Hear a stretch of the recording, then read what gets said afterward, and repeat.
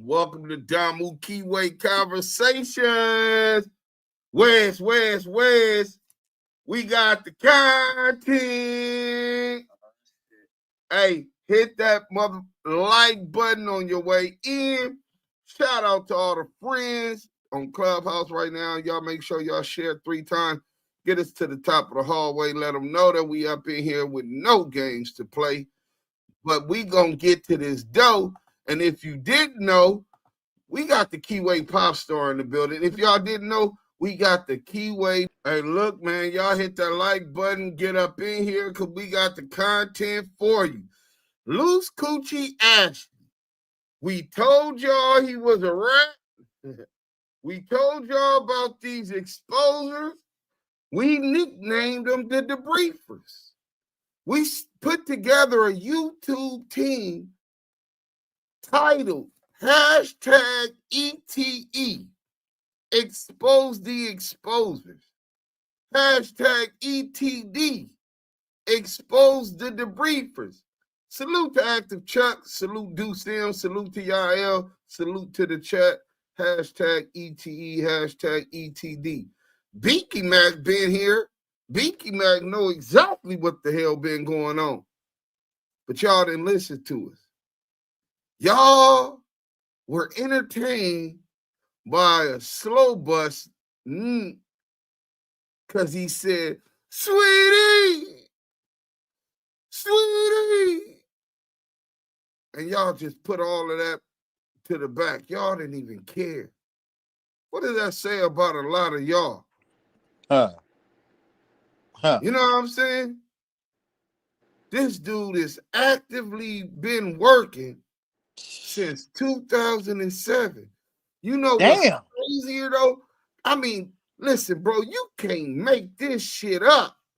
Oh man. This nigga got a case in 2007 that was dismissed in the interest of justice. Wait a minute. Not the interest of justice like CS2 back with Debbie. Oh, not with Debbie and Willard County saying that in the interest of justice. You know what? I'm gonna just keep my mouth quiet. I'm gonna just be quiet. Yeah, that's something that Loose Cooch Lip Ashley Cannon didn't do. He didn't keep his mouth shut. And I asked that bitch ass nigga, was you a snitch? And his lying ass, you know they ain't gonna tell the truth. He ain't gonna tell. Well, I gotta say this. At least the niggas, or the nigga that represented or that's from the community that I'm from, at least told me, yeah, my brother snitched. But he told on something small. Nigga, he still told, and you getting cut off. And you's a goofy for bringing them around real niggas. So on top of that, I understand you told the truth, but that gets you demoted and excluded away from me. That's the same reason why I asked this goofy ass nigga, hey man, are you a snitch and do you fuck with snitches?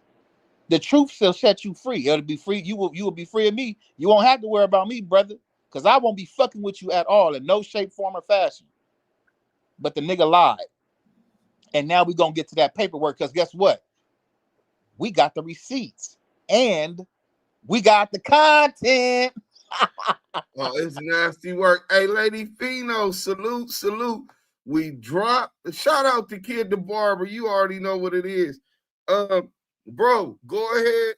The Daikiana, go ahead and hit that, because we interviewed the Daikiana and she told us that he tried to line her up.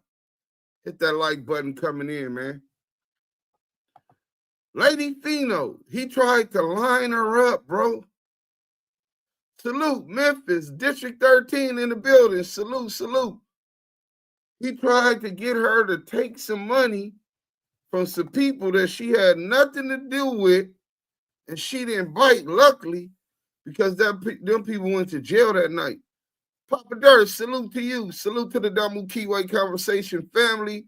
Bees and Crips, strong. Hit that like on your way in. Thumbs up, thumbs up.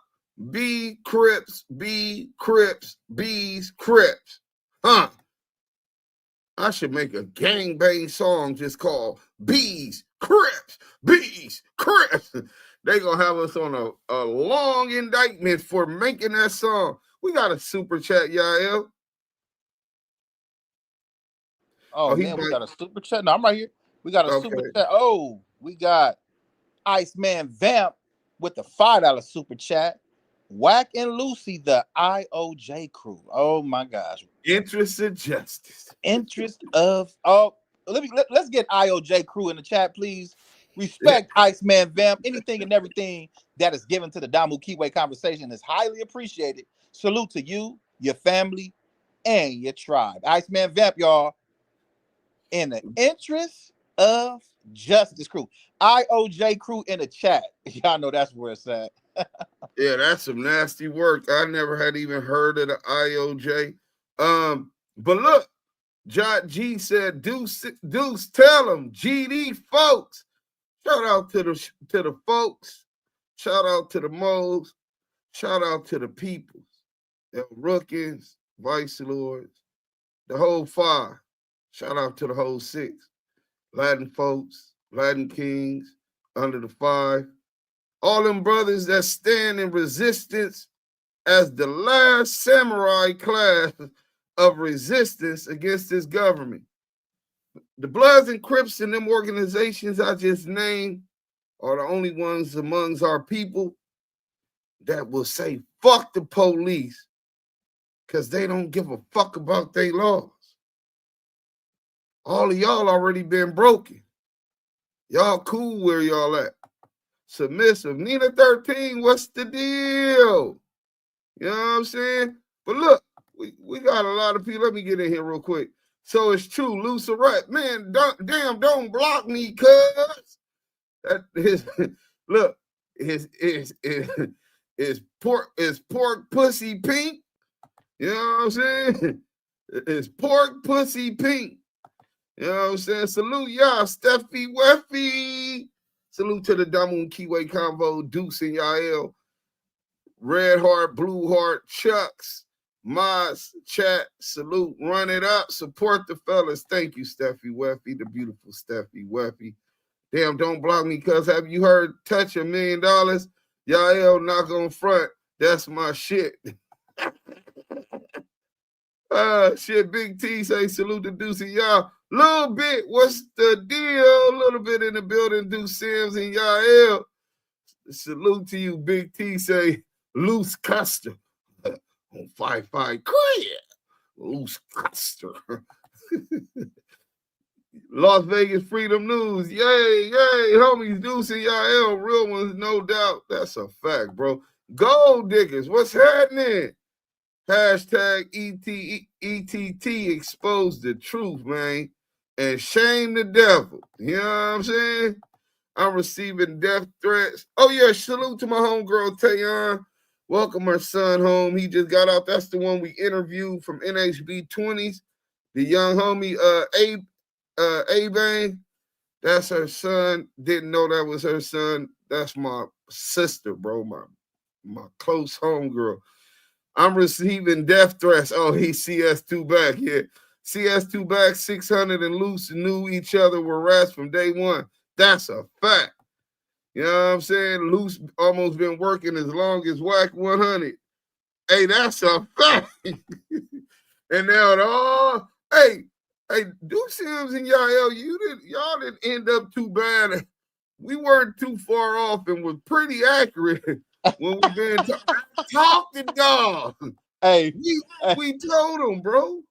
Hey, what I say? I mean, not what I say. What we said. Hey, Luce. Hey, bro. You use a snitch, just like your dad. He did some long time snitch, bro. Them niggas. He worked 2000. CS2 back was what 2006. Yeah. And this nigga 2007. Them niggas the G's in the snitching game. He 40 something. This nigga 40 something. Boy, y'all was snitching in your 30s. Boy, you niggas 20s, nigga. 20s. Oh, they've been snitching for a long. They've been snitching for years. Many moons. These niggas been working for many moons. You know what I'm saying? Damn. Almost 2 decades, bro. Ratting. Right, telling it is telling in my section. Just like Gigi said about loose paperwork today. Well, that's the paperwork we're talking about. She didn't really go all the way in. Larry J on the beat. Come on up. Make sure you get rid of that ticket too, Larry J. How you don't follow the Damu Kiwe Conversations, bro? Nasty work, my brothers. Salute. Hey, yo, you ain't got no Larry J beat yet? Larry June? Hey, listen, man. Poppy Blanco TV. Hey, yo. Selena. We got the beautiful Selena in the chat. You know what I'm saying? Cameron, what up? Active Chucks, what's good, my G? We all good, man. We ain't in jail, and we caught this rat out before anybody got too close to him and got put in jail. Yeah, so we doing pretty good. We could have been on the other end of that 430 count right now. You know what I'm saying? But we not. We ain't here running this content. Miss Lisa, salute. Miss Lisa sent us some real inspiring stuff, Yael. I gotta send it to you, man. Great positivity, man. You know what I'm saying? On moving forward. B Ruth, salute to the chat. I talk the dog. Make that song, and I'm telling. Y'all is crazy. Let's get to this. What you call it? BBL, what up? Happy birthday, blood. Salute. Roy, salute. Shout out to the Philippines, man. Them the Damus out in the Philippines, man. Shout out to them, man. Hey, listen, when I tell y'all this Damu and Kiwe thing is international, UK, Ireland, Africa, our influence as Bloods and Crips has not only 41 states in the United States following our trends, but Japan. All of them gravitate to our culture, to our way of life. Old lady told me before, if you want to lead, you better lead right. I hope that y'all claim that y'all, the leaders that y'all is, take what I just said in the thought moving forward. If you want to lead, make sure you lead right. The world eyes is on the sleeping bear, on the sleeping giant. I hope y'all awake and y'all is focused on what y'all need to do. Whoa. Too black, too strong. Salute, Damu and Kiwe Conversations. Digital. Salute to you, Megan Davis. Salute to you. Look, man, we got to get to this content. If I haven't got to you, AB, salute. The Dante Cobbins, salute.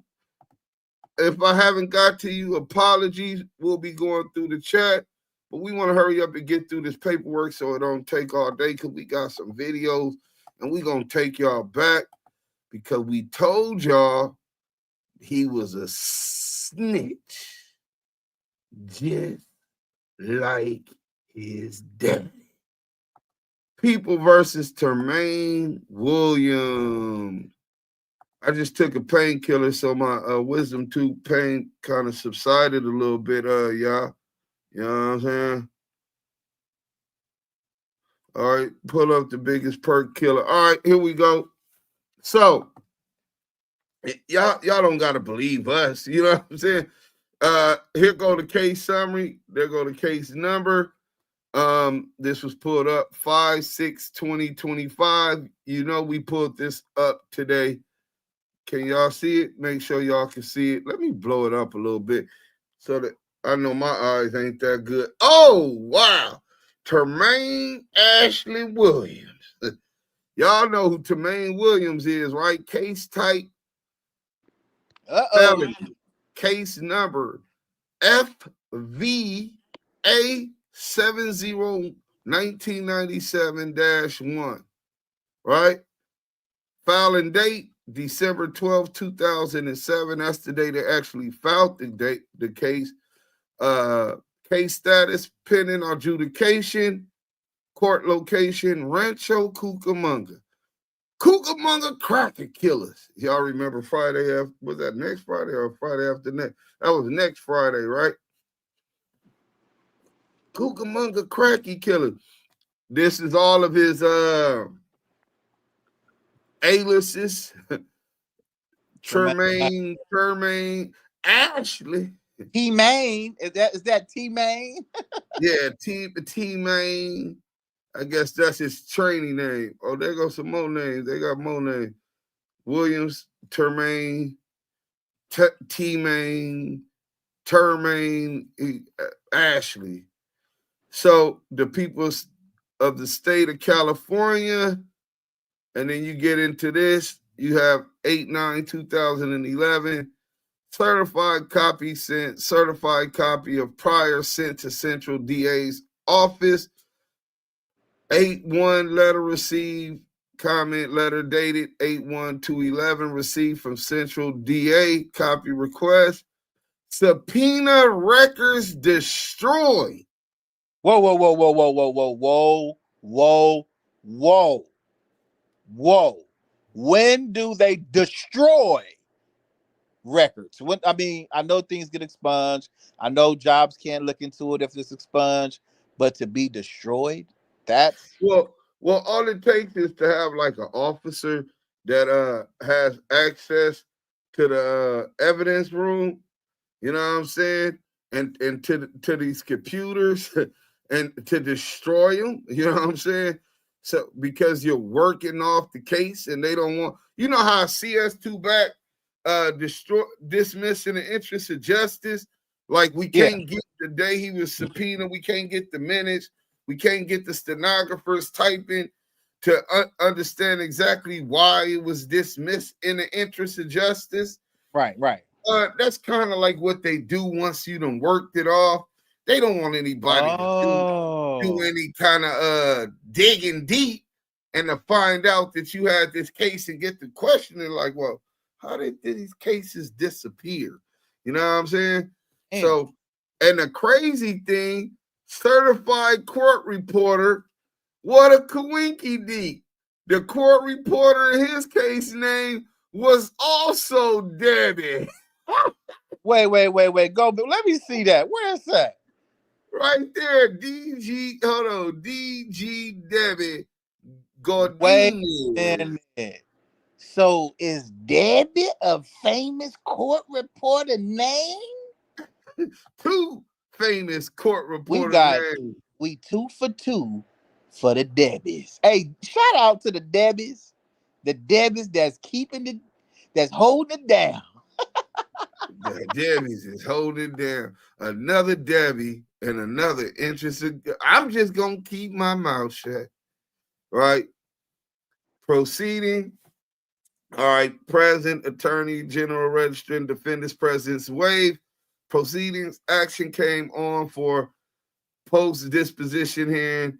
Joe Dirch with R&B Auto Center present. Party stipulate to reimbursement amount. 3/14/2011 received supplemental points and authorities. PC 1202.4. Let's see what that is. Penal Code 1202.4. Hold on, dudes. I think I'm feeling real creative today, dudes. I'm feeling real creative today, dudes. I believe in the name of the Debbies because the court reporters, right? And the court reporters are named. Listen, Coochie Ashley, you had a Debbie, and CS2 back, you got a Debbie. That's all bad. So let's get us a on stage. Can we have a lady in the chat come on stage and help read this paperwork like the court reporters do? Can we get a chat? We got some nice people in the chat. We got okay, I'm gonna stop women only. This is not a sausage party. Women only. Women only.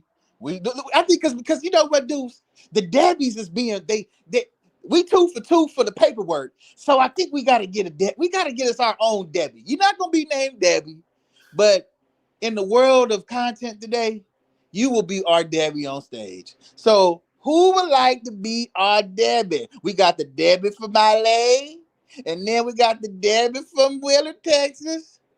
Now we need the Debbie that's gonna court report and read the documents for the Damu Kiwe. Who's willing to be that for us today?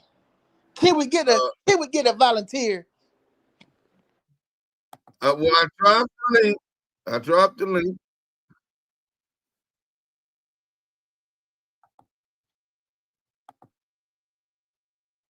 CCTV salute. Now, don't y'all all try to jump on that once now. but bring your motherfucking ass up. You come on up here now and read this paperwork because it just sounds good, man. You know, Deuce M's the fucking Don with his. Hey, Deuce M, Lamonte, that brilliant mind of yours, Damu.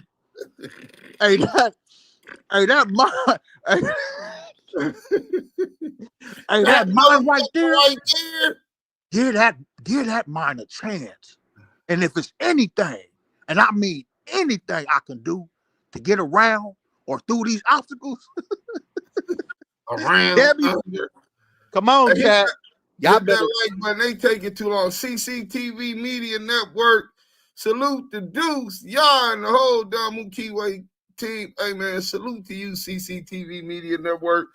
That's an old school YouTuber, man. I can't wait till he back on this YouTube strip, getting to that bag. So let me get to it because they taking a long time. They acting shy and stuff. You know what I'm saying? All right, don't worry about it. We ain't gonna invite your asses up no more. Right. Hey, beautiful black lady, salute. Come up and read this paperwork. How much is it to read? It's not that much, probably like a few pages. Come on up, Nina. Come on up. Bring your ass up now. On up now. They try how much is it to do? Luce is a day one from the feds. Oh wow. Not a day one from his section. He's a day one from the feds. Section. Biggest TV, salute, Damu Kiwe Conversation, Deuce and y'all. Salute to you, the biggest TV. Man, we need all them YouTubers. And you know what's crazy, bro? What's up with Back on Fig, Rick Rock, bro? All of these YouTube channels that are in our sector of content that are not holding CS2 back accountable when he just put out and distributed a hot one. Can I count that? Yeah, one quick second. Yes, sir. Open hot one to academics after he gave this evidence of an open hot one on videotape to Sharice Mills allegedly for Luce Cannon to prove that he wasn't the one that knocked down Richie Rich from 6-0, right? But we don't even know if that's why he really gave it to him. See, I got a different theory. I think Wack gave up that evidence and had Luce do what his coward rat ass didn't want to do publicly, and that was to point fingers and implicate people into that crime. See, he trying to get up off that no jumper thing. So while everybody think that they're just beefing, they going at it for the content and all of that. But behind closed doors, they trying to make sure that they get each other up out of that no jumper beat down. Just like Luce working since 2007. Don't think him or CS2 back think is finna sit down and do no time. Why do 10 when you could tell on a friend? Now, what you was gonna say about that, y'all? Sorry, nigga. I'm trying to come home. That's what snitch spelled. Snitch. Sorry, nigga. I'm trying to come home.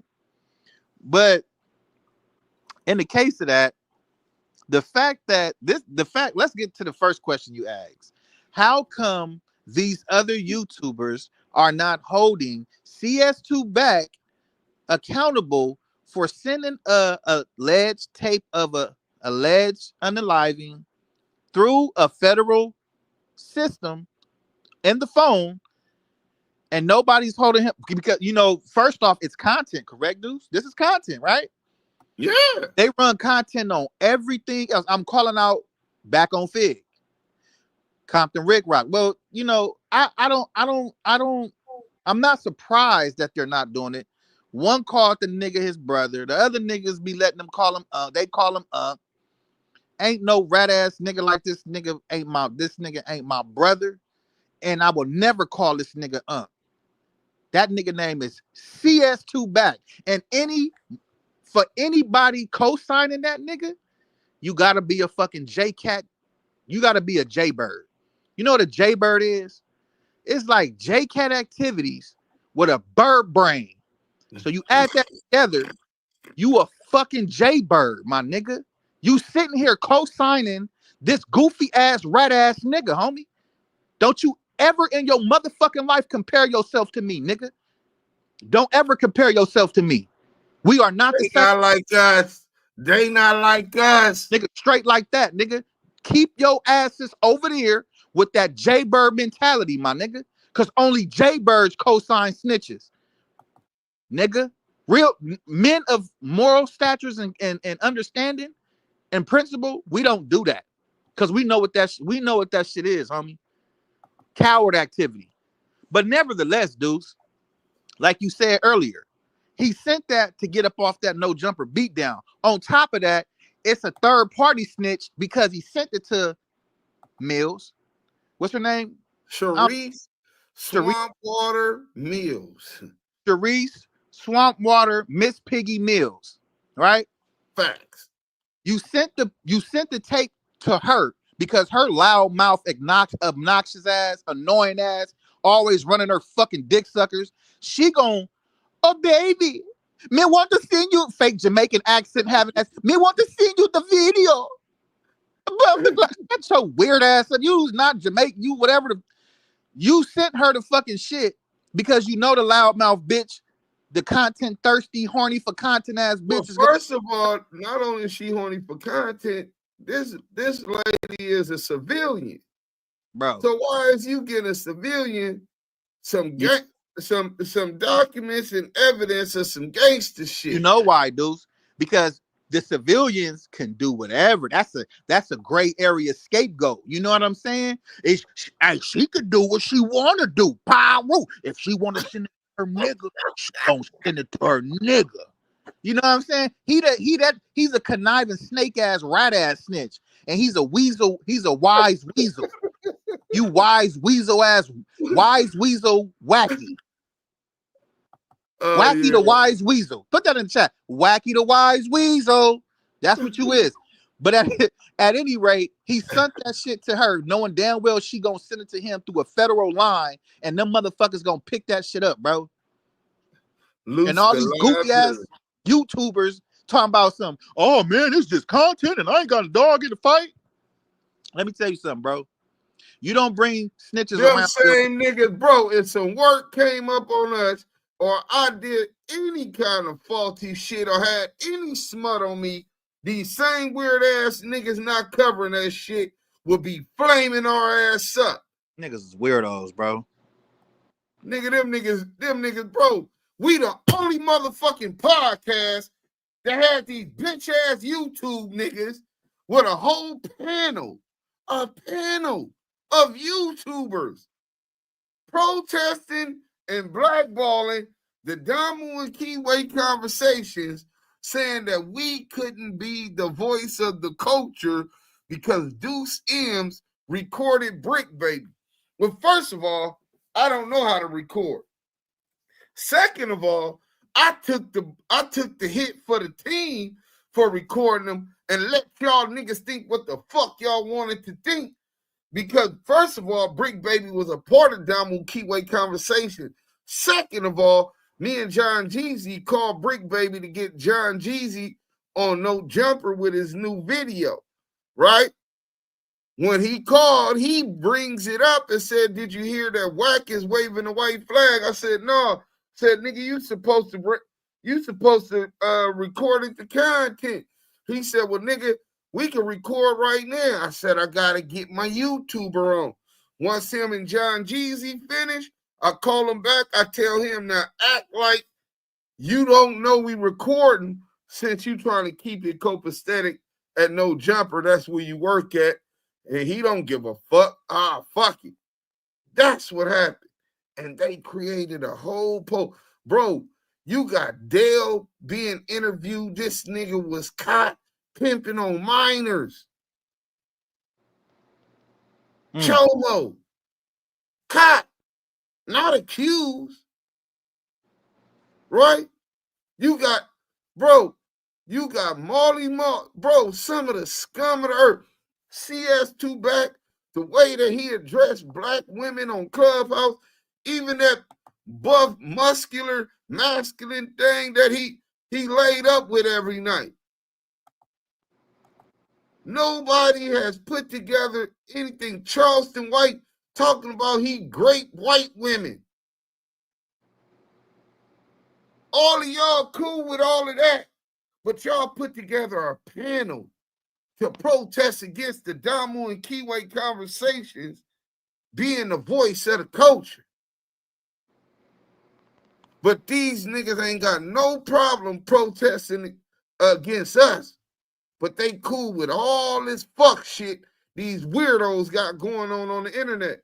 They cool with all this rat shit going on. Listen, bro, you guys are not like us, and this is what separates this platform from YouTubers. We ain't YouTubers, nigga. We just YouTube.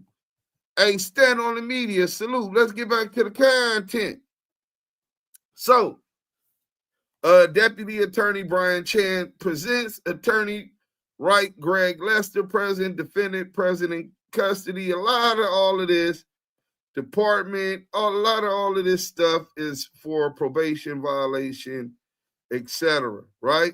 Action came on for violation of probation, waiver of personal presence, acknowledgement of advisor of constitutional rights via two-way electronic audio system filed, petition revoking probation, filed alleging defendant is in violation of terms 279, 14, 16, and 17, court's order probation revoked. So he ends up with probation.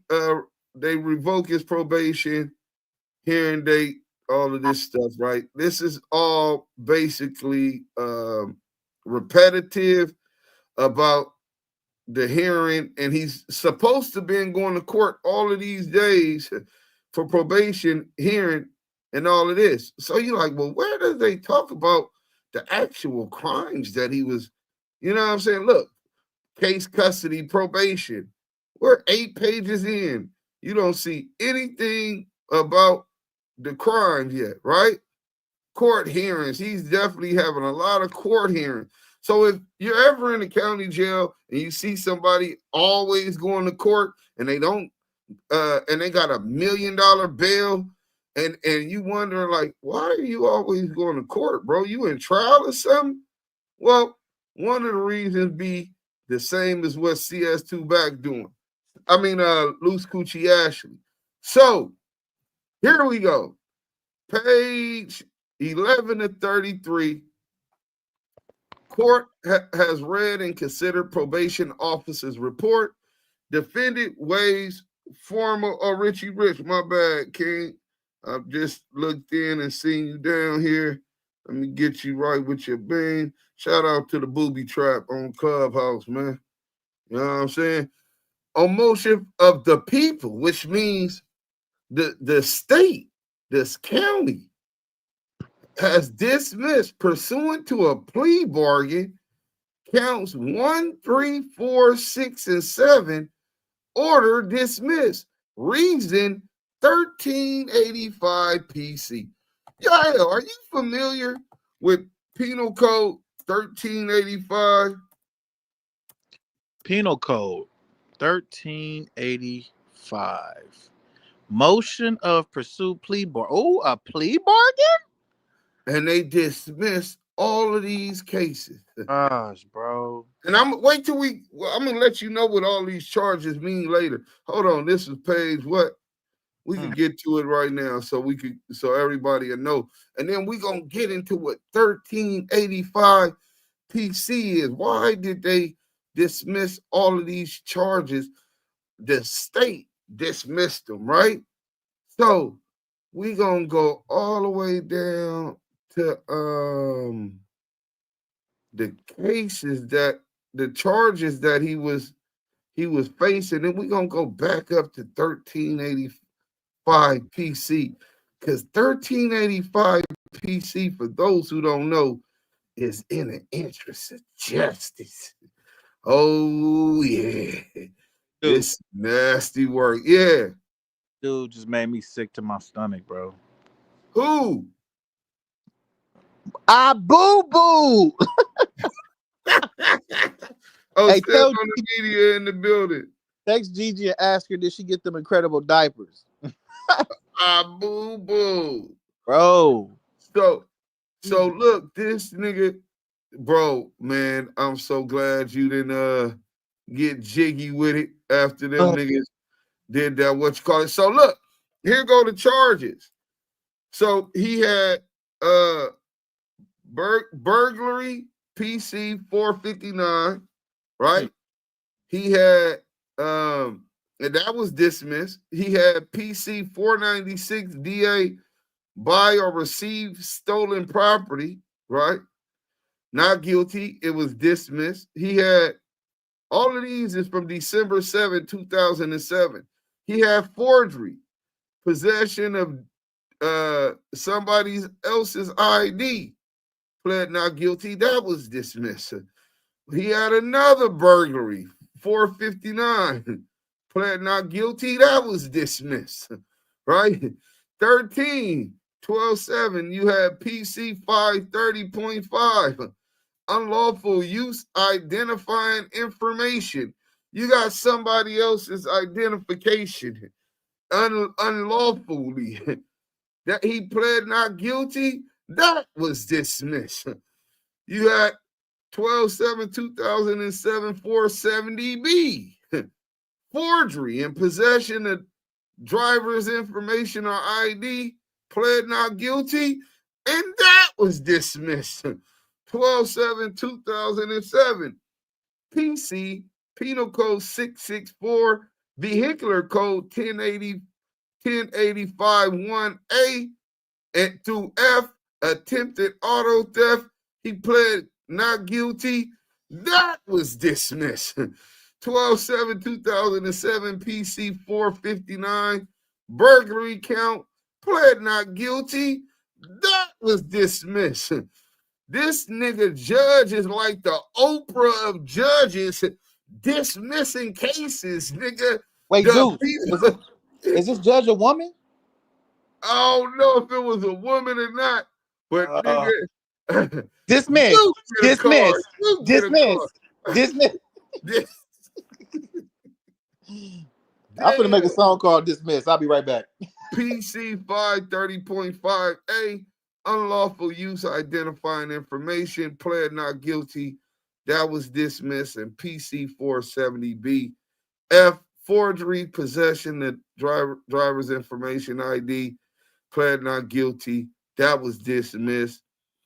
And you had vehicular code 1085-1, A through F, taking vehicle without owner's consent. A G-Ride out of Fontana. He pled guilty, convicted, sentenced. So he pled to the G-Ride, and everything else was dismissed, bro. Convicted, sentenced, and he was sentenced to 180 days. Hey, 6 months. But look, damn. Converted confinement. Do you know what converted confinement means? Hold on, let me Google that real quick. So because I'm sure it means something like he got halfway house or what's that shit when you gotta go clean the walls or clean the community? Like some shit like that. Like you don't have to do the converted sentence. You don't have to do the hard time. It's like you do something. Hold on. You do something different. It's called converted confinement. Yeah, it's like converted confinement. So, converted confinement typically refers to a situation where a prison sentence or a portion of it is replaced or modified with an alternative form of confinement or supervision, such as home confinement. Community supervision, community service is what the word I was looking for, or a reduced prison term with extended supervision. This can involve converting a fine to a period of confinement or substituting jail time with a supervised community option. So, yeah, alternatives to total confinement, fine conversion, oh, yeah, home confinement, house arrest. Oh, yeah, they got a lot of different options for those. But remember, all those other cases that we listed were dismissed by the judge, and this man was got 180 months county jail time, which was converted sentence. They converted the sentence for all of these crimes, right? And they said it was dismissed under what it was called 1385 PC. So we finna show the people what 1385 PC is. You know what I'm saying? Because we want to get a real good understanding, just in case somebody got caught in G-Rise and with other people's ID unlawfully. 1385 PC. Here we go right here, man. Bam, we got the work. Hit that like button. We got 300 people in the chat. You know what I'm saying? Salute to everybody that's on Clubhouse. Yeah, let me blow this up so you can see it. Before you read that, Deuce. Go ahead. I came up with a song. Oh, shit. I think we can take a quick interlude real quick. I need the chat. I need everybody in the motherfucking chat to go crazy. This that new Yael IOJ crew in the interest of justice. Turn up. Hey, you ain't with the function. Your case got dismissed in the interest of justice. Yeah. Hey, you ain't with the function. Your case got dismissed in the interest of justice. Hey, you ain't with the function. Your case got dismissed in the interest of justice. Hey, you ain't with the function. Your case got dismissed in the interest of justice. When the heat code, how the nigga switch. Got caught with a switch, then the nigga snitch. Goddamn found out that the nigga bitch. Whack trying to fuck on that nigga bitch. Hey. You niggas rats. Deuce. We finna turn up on these hoe ass niggas. I'm tired of these niggas. Bro, I'm not even gonna hold you, bro. I'm so tired of you weird ass YouTube niggas and you weird ass niggas supporting these niggas. Please, if you see me in public, don't say nothing to me, my nigga. They said them niggas is working. They said them niggas working harder than a Mexican, nigga. Yeah. Damn, bro. This some nasty work. Songs about these hoe ass niggas. Double Debbie. They were talking about No Jumper. They was calling it the double strip, right?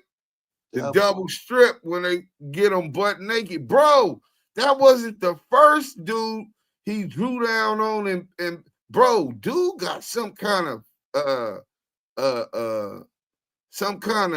fantasy about stripping men naked and beating them. Bro, Gigi showed another video today, bro. They stripped another, bro, but they call it the double strip. Well, this is called the double Debbie. Double Debbie's in the chat, please. I gotta put that in a rap. Remember that? Double Debbie's, nigga. Hey, but look. Damn. Look what it say. California Penal Code 1385 PC 1385 allows a judge or magistrate to dismiss a case or strike charges or enhancements in the interest of justice. The dismissal can be done on a court's own motion or upon request of the prosecutor. The reasons for the dismissal must be stated on the record. Right. So the factors considered, judges may consider various factors, such as the defendant's criminal history. Well, he had a lot of different crimes, so we know it wasn't that. The seriousness of the offense. Well, these were a lot of offenses: stolen cars, using somebody else's ID, fraud, several cases of fraud. The likelihood of reoffending, well, he's in prison right now for reoffending, and the potential for rehabilitation, right? So let's see what it would take to get what is the criteria? What are the reasons? What are the reasons a judge might dismiss cases under PC 1385? A judge, if they believe it's fair and appropriate to do so, despite a valid legal basis for the charges, this dismissal can apply to both criminal charges and enhancements. Judges exercise their discretion in these dismissals considering factors. Let's go like this. You know what we're going to do? Can a judge, let's go right here. Can a judge dismiss cases under 1385? They're going crazy in the chat. I'm finna get to it right now. If defendant cooperates. Let's see. Yes. A judge can dismiss cases under California's Penal Code 1385, PC 1385, even if the defendant cooperates.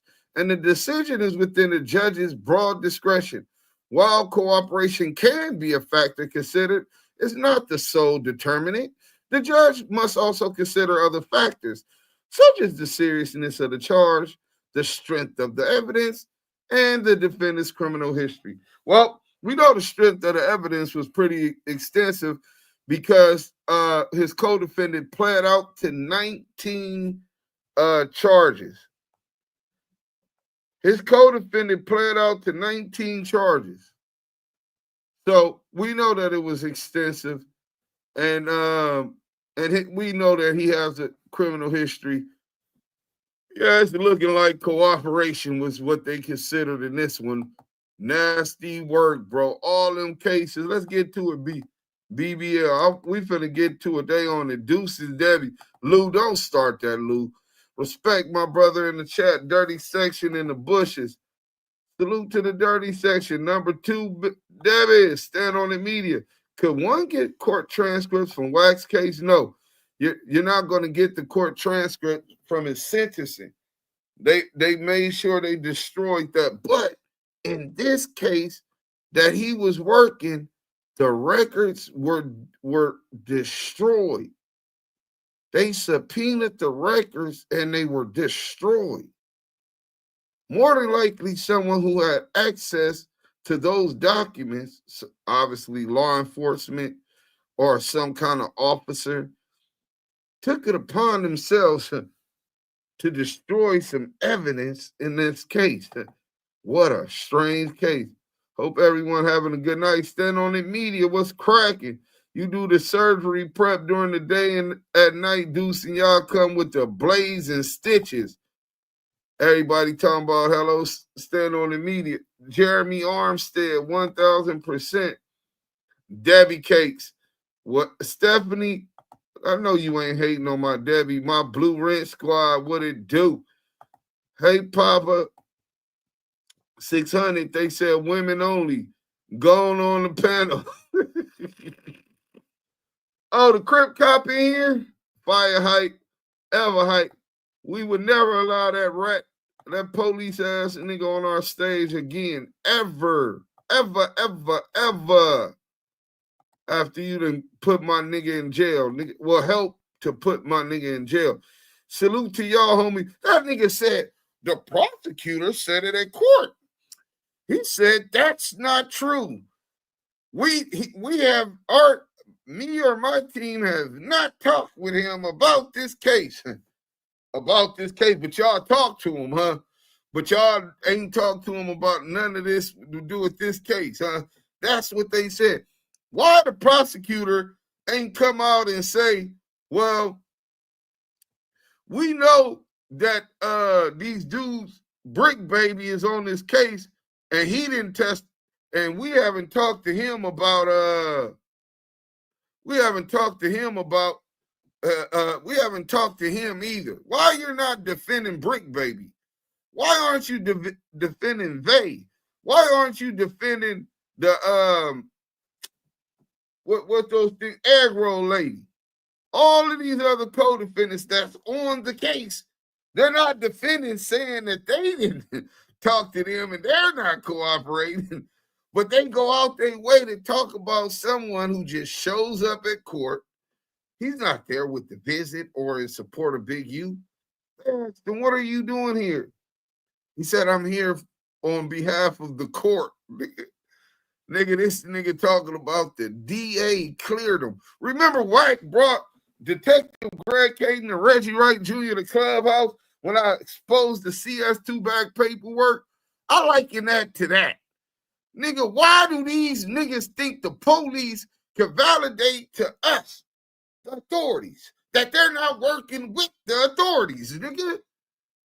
What the fuck? Where they do that at? Who raised these niggas, man? This shit is crazy. But you know what? We're gonna get into this paperwork. I mean, we got some content, man. We got the content. Nasty work. Luce Coochie Ashley. Let's Dude, get it book. Yeah. In the interest of justice. Man, this shit is so Woo! nasty. We finna get into it though. Hold on. Remember Crazy Rick? We told these niggas. Hashtag ETE in the chat. Hashtag ETD. Crazy Rick Ben told y'all about Luce Coochie Ashley. I think this what you call it was terrible, bro. This audio. Let's go.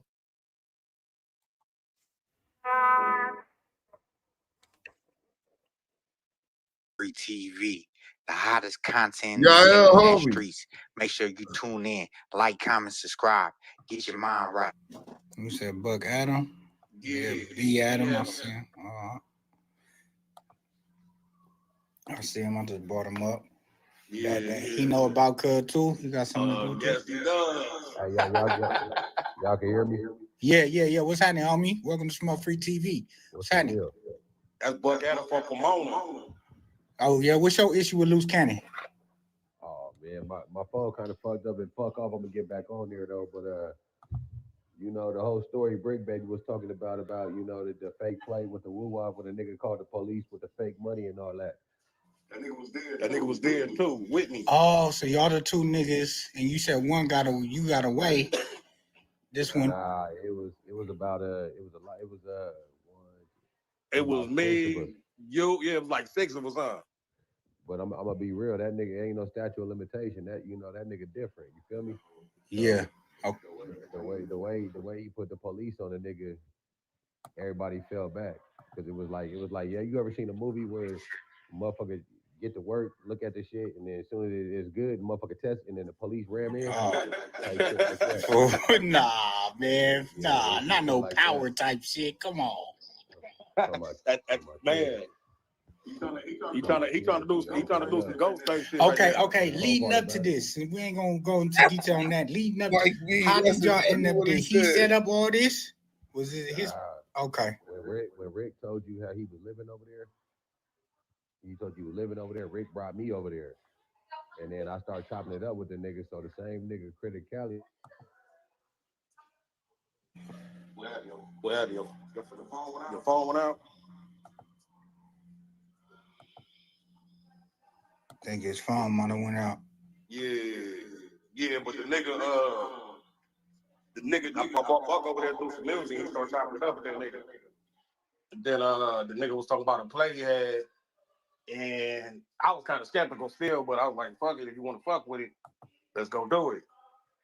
So we called the other homie and go get the little woo wop or whatever, and then we go to the thing, and this nigga's on his phone. He's on the speakerphone while he acting like he doing the play.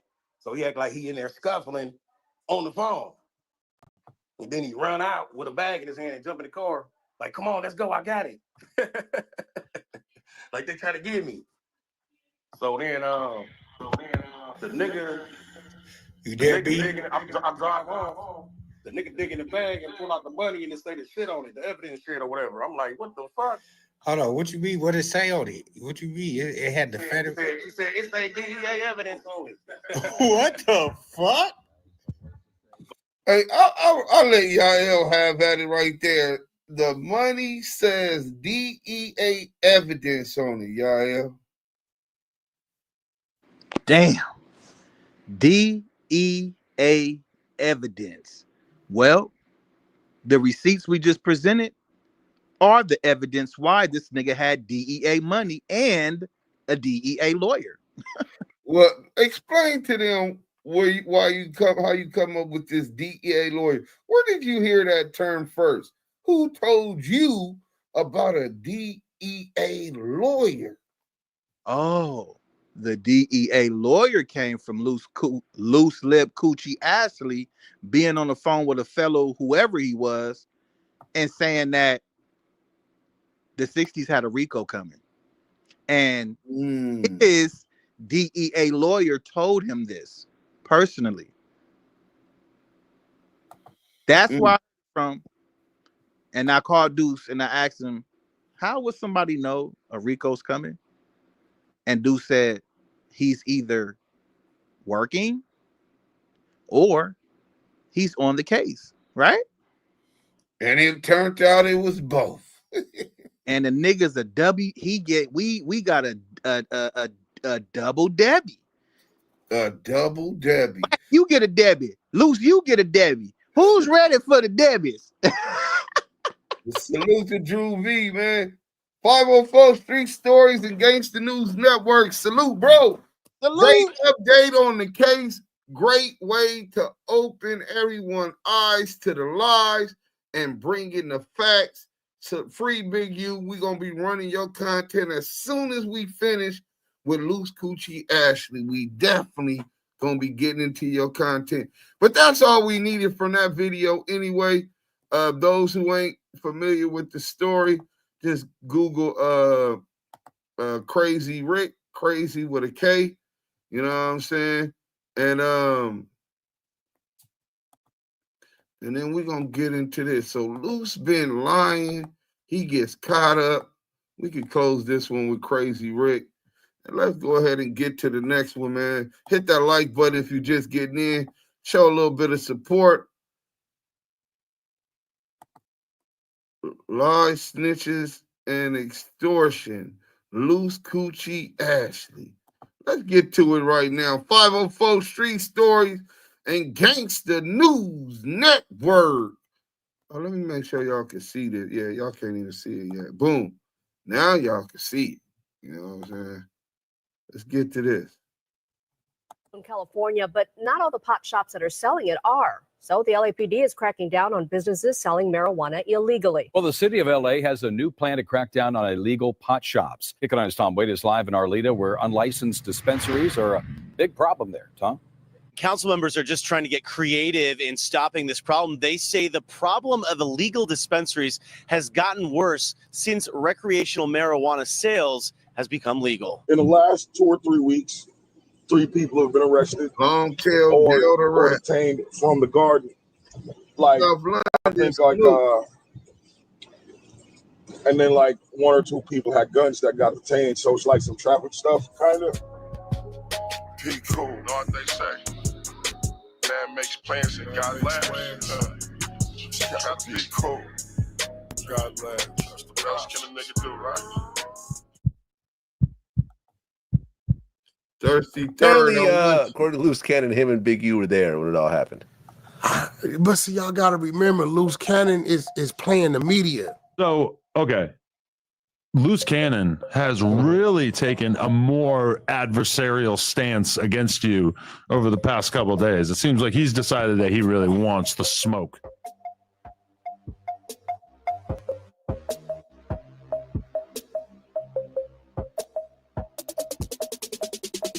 This is a story of a man caught at the center of a criminal storm. A story of deception, power, and betrayal. Dale Morrison, known on the streets as Monster, once identified in legal documents as victim one, the alleged target of a robbery and extortion plot tied to the world of celebrity managers and underground dealings, will be the focus. The narrative begins with fingers being pointed at one of LA's most well-known figures, Big U. But as with many things in the streets, the truth didn't stay buried for long. What you are about to hear is the real story, backed by public records, first-hand revelations, and evidence that has now been obviously recorded by federal investigators whom have openly stated that they are watching every move. In March of 2025, a federal indictment surfaced involving several names from Los Angeles street circles. The document outlined a network of extortion, threats, and under-the-table plays. Within its pages, a name stood out, Dale Morrison, a.k.a. Monster, listed as victim one. I know the dude, the dispensary owner. Oh, okay. I've done business with him. Okay. Like, he would call, I think the last thing I did, I booked Sada Baby for him downtown. But he called me about October. He like, bro, you know what? With you, bro, it was always straight business, man. I give you the money, you make sure the people there, and boom, boom, boom. So, you know, when it comes to weed and all that type of stuff, I shy away from it. I really don't like to deal with it because it's not approved on the Fed side. But a lot of stuff I'm reading, and some of it I'm kind of like, it's missing some pieces. According to the narrative being pushed at the time, Monster's cannabis business had been targeted by Big U, a powerful and feared former street figure turned music executive. The allegation was that Big U orchestrated a robbery and extortion campaign to muscle Monster out of his dispensary profits. A source of this story remained Ashley Williams, better known as the fake Luce Cannon. The fake Luce Cannon claimed to be a witness, an insider, someone who knew how the extortion game was run. His version of events helped to turn the spotlight on Big U as the alleged mastermind behind the threats and the robbery. But like most things built on lies, the fake Luce Cannon story was fragile, and it was only a matter of time before it collapsed. Yeah, so basically it's like, cause he'll be like, he'll manipulate things. Like, we'll go and do something, and the same niggas we do it to show up to the house like 10 minutes later when we trying to, counting everything, right? And we be like, how the fuck they get the, oh, well, we're going to just give them like $40,000 back and stuff like that. But because it's actually putting us in paperwork, right? And like doing like real police shit. I seen the nigga get like 20 guns. And when he got 20 guns, he's selling them to the homies. But I'm like, why are you writing down the serial numbers? So it's like he was doing. Why would I expect these other YouTube niggas in our sector claiming that they Bloods and Crips? Hey, community. Hey, back on Fig. I thought you niggas was some lokes. When this nigga Luce Coochie Ashley went on No Jumper, how many of you niggas said, damn, that nigga just snitched on Big U or snitched on Big U? Which, if you don't know the facts, it was clear he implicated this man in passing out 20 guns on before 5 million people. Shit super viral. Oh, well, that ain't my business. Yeah, it ain't your business. To stop saying you niggas is Crips when it's convenient for you, nigga, but you niggas ain't standing on Crip business, nigga. You niggas is weirdos. Doing like shit like that, and I didn't catch on. So it was like, I'm waking up now. You get what I'm saying? Because I'm high tech shit. I'm his right hand man. You get what I'm saying? So when it came down to like dirt and stuff like that, I'm gonna get it. You get what I'm saying? And then like One So day, you know why he wanted to get a dude back to 40, right? Because he was gonna make dude give him 20 for getting it back. Of course. And kept you out of it. Of course. At the time the indictment became public, Bill Morrison already had his own history with law enforcement under complicated public sympathy. In July of 2014, Monster was arrested after a 4-month investigation into a human trafficking ring operating across Victorville, Ontario, and Redlands. According to official statements from the San Bernardino County Sheriff's Department, Monster, then 29 years old, was running a prostitution operation using 5 adult women and 2 underage girls. The victims were forced to work out of hotels and motels. Dale Morrison, known on the street as Monster, was booked into the High Desert Detention Center on charges including pimping, pandering, and trafficking. His bail was set at $375,000. The arrest was part of a broader crackdown by a joint task force targeting human trafficking in the Inland Empire. While these charges didn't directly tie into the extortion narrative, they... Hey, real quick. Hey, H17 Street History said those were petty crimes. That's how the law works. They only want the felonies. That's cap. Because his crime pled to 19 charges and got 2 years in prison. So I'm just saying... How do you excusing that, talking about they don't want nothing but petty crimes? Same charges, but he gets 2 years. This nigga get a whatever they called that sentence. Painted Monster as a man with a checkered past. That background made him both a convenient scapegoat and a vulnerable target. Easy for someone like the fake Luce Cannon to manipulate or exploit. Jermaine Ashley Williams, aka the fake Luce Cannon, is more than just an habitual liar. He's a behind-the-scenes operator, someone who built his brand off of fake affiliations, proximity to street power, and outlandish lies about accomplishments in the street and the music industry. DJ Watson, initially what got me on this Luce Cannon, anti-Luce Cannon, anti-fake Luce Cannon campaign is because I have a personal friend that I've known since, I want to say 13 years old, 14 maybe, that goes by the name Luce Cannon. That's been in the music business since I've known him. That he's introduced me to some of the biggest rappers that I've ever met. I met them through the real Luce Cannon. Sure, never seen you at Horace, man. That don't be. Adam, what's up? Hey, Luce Cannon, I'm here live on the No Drama Show with Brick Baby and Lush. Brick Baby is requesting some information regarding your put on. Hey, can you give us like at least 2 names from your put on and what block? I ain't never seen you at no meeting at Hyde Park, Horace, man, or at 54th. When did you get put on? Baby, when did you get put on? I got put on in 2002. I got put out in 2002, nigga, on Eileen Street, that June house. Nigga, you know what's up, nigga. Yeah, dead homie. So when you get put on? No, you haven't, bro. You been in man, cuz nigga Hillbilly was a part of my put on, nigga Killer Dave was a part of my put on, nigga. Oh, the Dead Homies. My first name was Baby Wild Bill, nigga. On the Dead Homies, and Izzy turned East Coast. That was the third nigga I squabbled. Who did you squabble, gang? Nigga, I squabbled everybody. Oh, you didn't squabble everybody, bitch ass nigga. How? You would have went home fucked up. Shut your buster ass. You didn't get put on, bitch. When Monster was identified as a victim in the federal documents, fake Luce Cannon positioned himself as a former henchman and the one exposing the corruption and street-level abuse from Big U. But as the legal process dragged on, inconsistencies in the fake Luce Cannon story began to surface. Quiet whispers turned to loud questions, and then the bombshell dropped. Live, raw, and on the internet for the entire world to see. Gigi, the legally recognized wife of the fake Luce Cannon, had remained silent through most of the noise. But everything changed when she went live on YouTube. Yeah. Hey, everybody. We are live. Let's see what we have going on today. You guys are in for something special today. Worst thing ever, I deleted my last live. I don't know how I deleted it. I'm still learning this, so totally sucks. But I cannot wait till you guys see what I have for you today. It is something very, very, very special.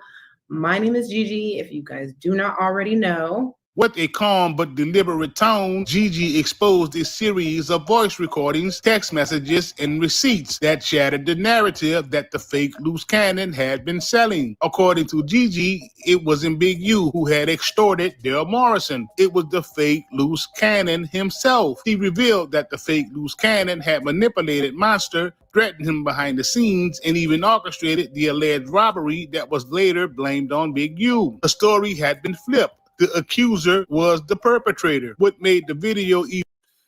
So what he's saying is the feds ran with this nigga Luce Cannon's lie, who threatened, quick to tell Dale to lie on Big U and say that Big U has something to do with the robbery of his weed dispensary, and that the payments that he was paying Big U was extortion payments. But in all actuality, and I'm quite sure Wax sicked them on him to do that, right? But in all actuality, the perpetrator was really this nigga. These niggas is doing crimes and trying to put them on Big U. Lie snitching. Nasty work. Let me back that up again, because I know y'all wasn't paying attention. Gigi helped bring it out.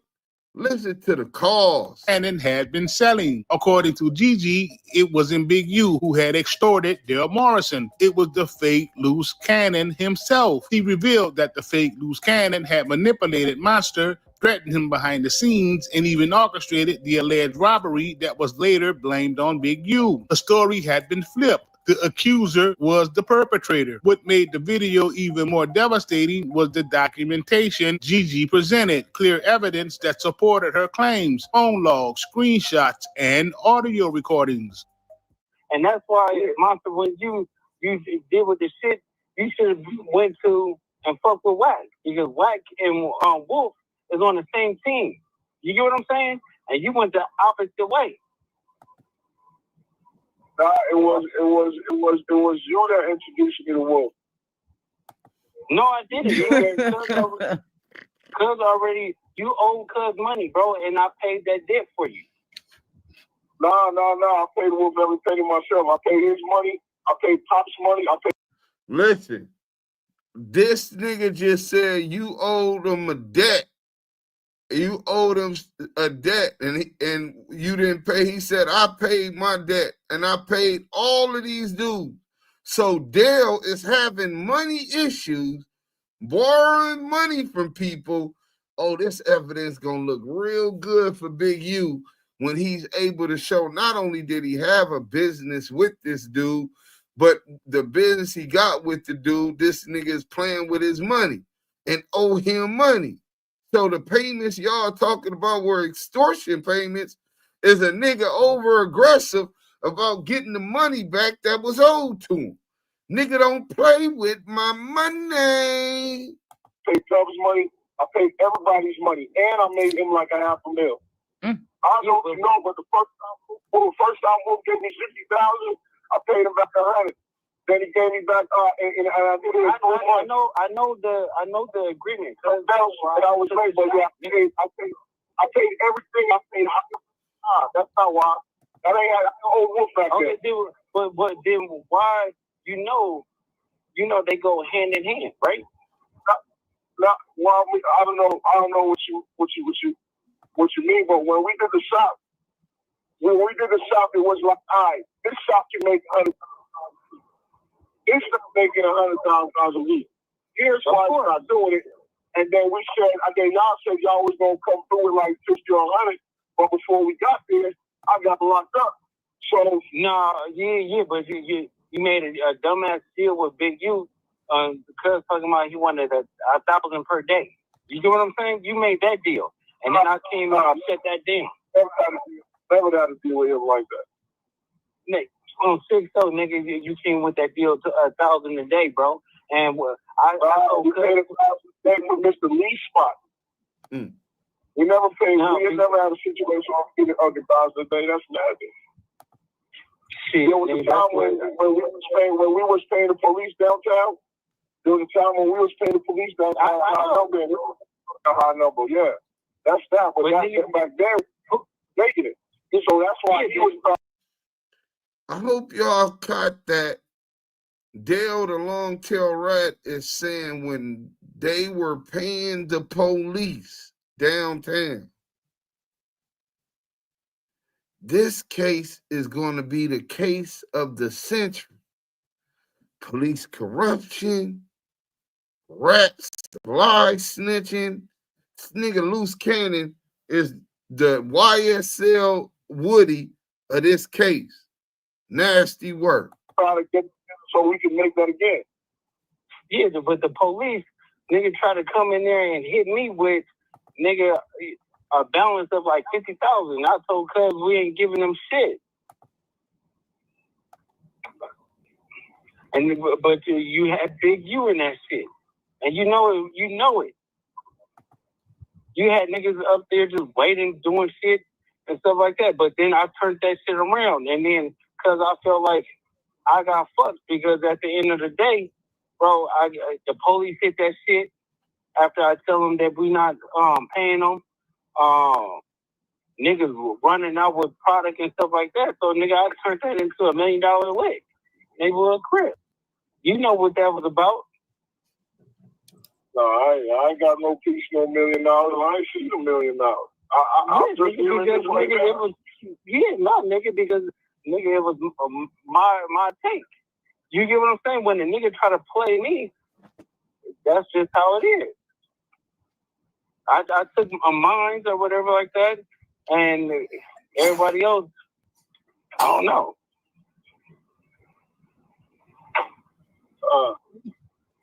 You know, the whole thing is here making amends. You know, we making amends or whatever like that. So don't even worry about it. Monster, I'm telling you, you cool. You good with us, all right? No, sure look, my man. I'm gonna return some calls. Reed, I'll call you in an hour or so. All right. Okay.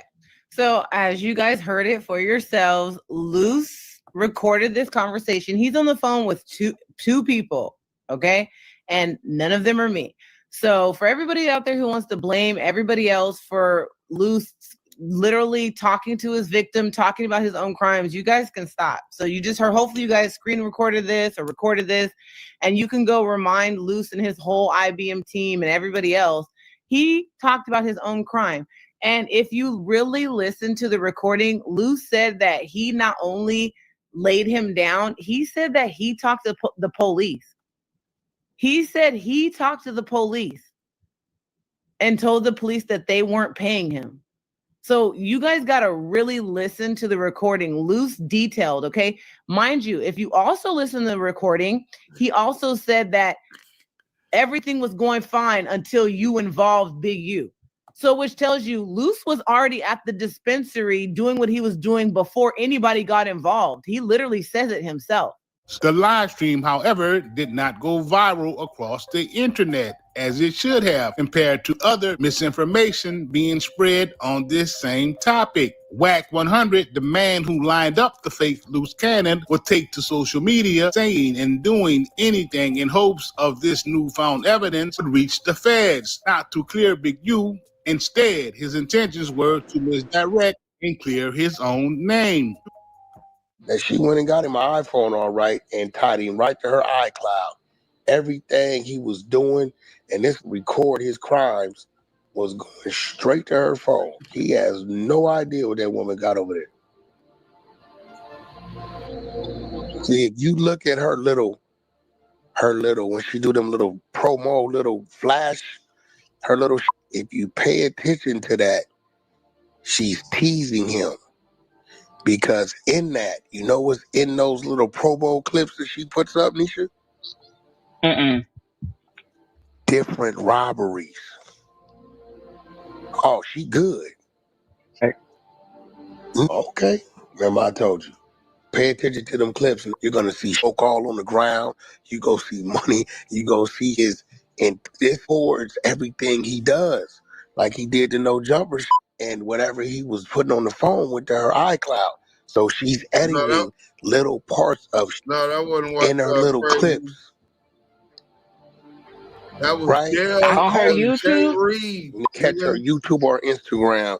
Probably on Instagram. It's her little short little, it'd be flash. I rewinded that 5 times. She said her YouTube is IMG what? No, her YouTube now is Big Gigi. Because it blew the other one up. They blew the other one up. When she put Gigi, B-I-G-G-I-G-I. So yeah, Big Gigi. But nah, she got for it. They need to leave her.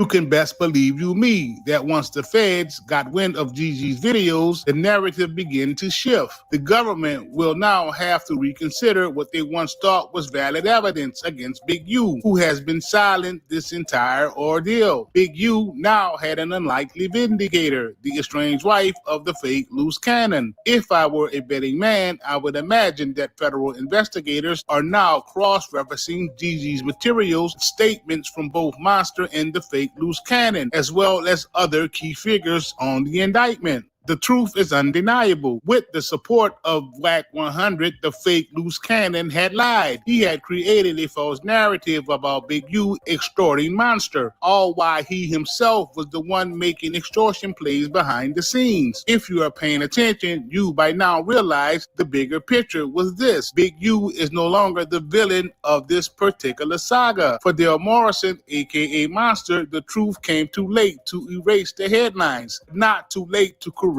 the record. He had already lived through the trauma of his own criminal past being paraded as justification for his alleged victimhood. The public saw him as both predator and prey, while the streets will forever see him as a rat. But now, with the release of Gigi's video, Monster was proven to be the real target, not by Big U, but by the very man who claimed that Big U was behind it all. I'm pretty sure that by now, legal analysts have begun revisiting the original indictment. And behind the scenes, Monster has reportedly begun further cooperating with authorities, not as a defendant, but as a witness against the fake Luce Cannon. The streets remember stories and fragments, but the truth always finds a way to resurface. Dale Morrison, aka Monster, would never escape his past. The human trafficking case from 2014 remains a permanent part of his record. But when it comes to the recent indictment, the truth is now clear. He was falsely used as a pawn in a street-level power play by the fake Luce Cannon. And as far as the fake Luce Cannon, his lies are no longer whispers. They are documented. And Big U, once falsely accused, should be cleared in the eyes of those who matter most, the feds. This case served as a chilling reminder of how dangerous false narratives can be, especially when they involve lies, liberty in the court of public opinion. This is not a story of heroes or villains. It's a story of truth versus reputation, and how, in the end, the facts will always win. Hey, man. Great. Today I'm going to be trying the new Dave's Hot Chicken Mini Slider. Y'all, if y'all go ahead and run that back. See if y'all didn't catch up with it. That's 504 Street Stories and Gangsta News Network. Make sure that y'all hit that like button. Make sure y'all subscribe. That's true journalism. He went and got, I wish I knew how to edit, but he went and got all of the facts, and he went and got all of the lies, and told the story how Big U was in jail for these crimes, and then he showed how it was a lie, and played the phone call from the one of the witnesses against Big U. Oh, wait till that show. I can't wait till the jurors shown that video after Dale testifies and lies, because they're going to pressure Dale to stick to the story, because now they realize they fucked up.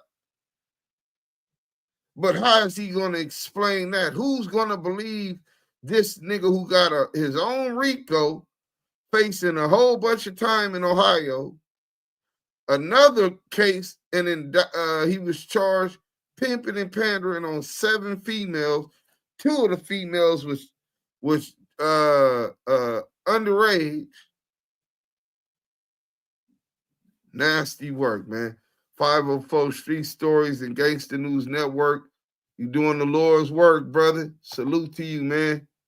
Great. I'm officially a fan of doing it. Listen, not because that's my guy. I definitely need all the help that I can get getting the truth out so that an innocent man isn't convicted because of these rats, right? But it's not even that, bro. If he wasn't my man, as long as we bringing the truth out here without implicating and putting people in jail, man, then we doing the Lord's work, man. Great content where truth appears, falsehood disappears, and Lucy Coochie, man. Let's go. Y'all go ahead and subscribe to that. We got another video. Let's go ahead and go to this. CS2 back admits he lied on Big U about Luce Cannon cease and desist. We gonna bring you to LA, man. My boy, Scandalous Los Angeles TV.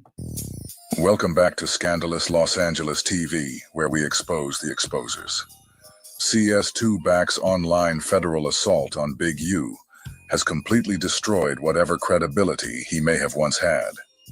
But today, one of the many lies that were told and amplified at the No Jumper podcast is finally being laid to rest. Porky is letting the world know the Big U sending Luce Cannon a cease and desist order was all a lie. This video is going to show you just how far these sorry bastards will go to tear down someone's character. And I still don't know what happened. I'm still confused about when they were sitting right here. Right. Because the shit Brick would say to him and the shit he would say to him and the shit he would tell me about what he was, that was very confusing. It was like... So Luce was telling you stuff off camera, and then once you saw them face to face, you didn't have the same energy. It was, but you know, me knowing what I know now, I see the play. Right? The infiltration game was going on. What do you mean? Let me get cool with Brick. Getting Flacco's here make Flacco think some other shit's going on with Wack. Because he had told Flacco that you wanted to kill him. Yeah, I didn't even know. Right. You know, I'm coming to you. I'm like, bro, what's up with Flacco? Yeah. You looking I didn't at know me? either until after it was all exposed. Yeah, I had no idea. I'm like, wait, when he said, yo, Wack, man, Luke, I said, he told you what? So I'm like, why would Luke tell? Like, and I sat back and like, okay, let me get cool with Brick. Because the shit he would say and about that and probably vice versa. And then it was like he was in the building trying to make everything work in his favor. What backfired on him, let me tell you what backfired on him, is when he found out that Wack is a wolf. You're a wolf or a sheep. Hit that like button. What kind of wolf? When he found out I was a wolf, you know what happens? If you got a wolf and some sheep. To protect the sheep, you got to catch the wolf. And it takes a wolf to catch a wolf. You understand? If that one sheep crosses the road, you know what the rest of the sheep gonna do? Follow his ass. You know what that wolf gonna do? He gonna sit there and he gonna maintain his position. He found out I was a wolf out here. When they started doing what they started doing, and Wack took 2 steps back, because I believe all of that was a plot twist to phase me out. Knowing that he's now facing these charges, it does feel like that was like such a bad strategic play. Bro, listen, why tell Flacco that? Flacco's part of this. He should have been thankful for his relationship with you. He's already the enemy of so many people. He should have been holding on to that. This is what's crazy. He can say what he want. They can say what they want. Without Wack,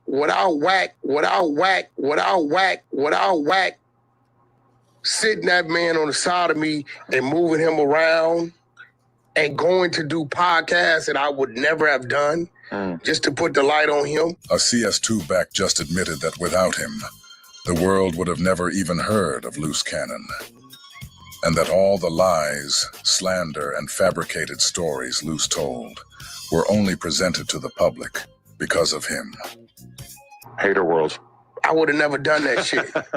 I would have never. That shit was like 2.5 hours out. Right. I only went for him. I didn't go for me. Did you make academics think that he was going to be interviewing you and Luce together? Yes, that's the only way he would agree. You did that on purpose? I made Luce them get on the plane, and then, I'm like, bro, just go ahead and make it happen. Because the only way because if he'd have told me no on this side, I couldn't send him. Well, switcheroo. But what it is, I'm doing what I got to do to try to build him. And I ain't gonna lie, it was a genuine,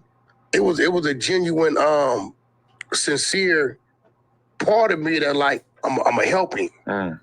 It was a genuine, sincere part of me that like I'm a help him. If they gave Porky $1 for every lie that he's told sitting in front of his master Aryan Adam, he'd be rich again. Now he's sitting in front of Adam, acting like him helping Luce was just a genuine move that he did out of the kindness of his heart. Real quick. Hey, Big Red 66, bro, you really killing the vibe, bro. You gave them the whole spoiler alert. You right, bro. You 100% right. Well, that's what I believe. I believe what you believe, bro. That Wack was part of the extortion play with Luce. I believe Luce wasn't just sent to Big U, but that Luce was sent to Wack 100. He been working since 2007 at least. His dad was working, bro. His dad, Nutty, was working, paid informant. So he's getting instruction. He was in protective custody, him and his brother, bro. So Big Red 66, it scares me like hell because I don't know Big U have been doing nothing illegal, but I really truly believe that you're right. Not only was he sent to go get Big U, he was sent to target Wack 100. And that's what Wack 100 is scared about. Let's go. Porky said that to Adam today, but he said something completely different yesterday on Clubhouse. Law 15, crush your enemy, totally. Law 37. Notice that Porky read Law 15 and completely went away from Law 16. Law 15, crush your enemy, totally. Law 37, he fell for the spectacles in form of a clubhouse stage and a podcast microphone. Did he forget what he said about me back in 2021, 2022? Right. Because I sure didn't. So it's like, Wack, it's like you do all this internet thugging and acting like you just so turned up, putting it on Paru this, Paru that. Nobody's seen you do nothing. Hashtag bozo. Hashtag trainers over baby daddies. The virtue of patience will always conquer the eagerness of an imbecile. IBM Woody. I'll let them rock out with that. How you get mad at me for throwing rocks in my house and you mad because I got 3 layers of glass on my windows, and just because the first layer presumed to be cracked and shattered, you had no idea it was 2 more layers behind that and it was never cracked. But yet I come out and shake your hand and say, hey, we're gonna let bygones be bygones, and for some reason you bring me to your real house and then you wake up one day and the whole house. You mad at me? You tried to crack my windows, my nigga. You never even fixed my windows and repaired them. Oh, I'm lying. I did get a few dollars out of you. You ain't getting nothing out of me. But some spectacles, letting you on the clubhouse floor and letting you sit in front of a podcast microphone and letting you cut your own throat and letting you cut your own throat and letting you cut your own throat. I thought Porky said he genuinely wanted to help Luce. But now we're finding out he's been holding a grudge this whole time. Ever since Lucy dropped that diss track back in 2021. The one that Porky said was a play. The one he said him and Luce tricked the streets with. I didn't do it. You did it. I just detected your eagerness for attention. And I played on it. Okay. I may have exploited, I may have assisted you in exploiting yourself, but I didn't give you a script. Hey, I just kind of rolled the dice and I hit my number. Salute, G. You can't be mad at me about your plot and you counter plotting yourself through your own actions. You cannot be mad at me for knowing how to get all the colors together on the Rubik's Cube. Some of you youngsters may not know what I'm talking about.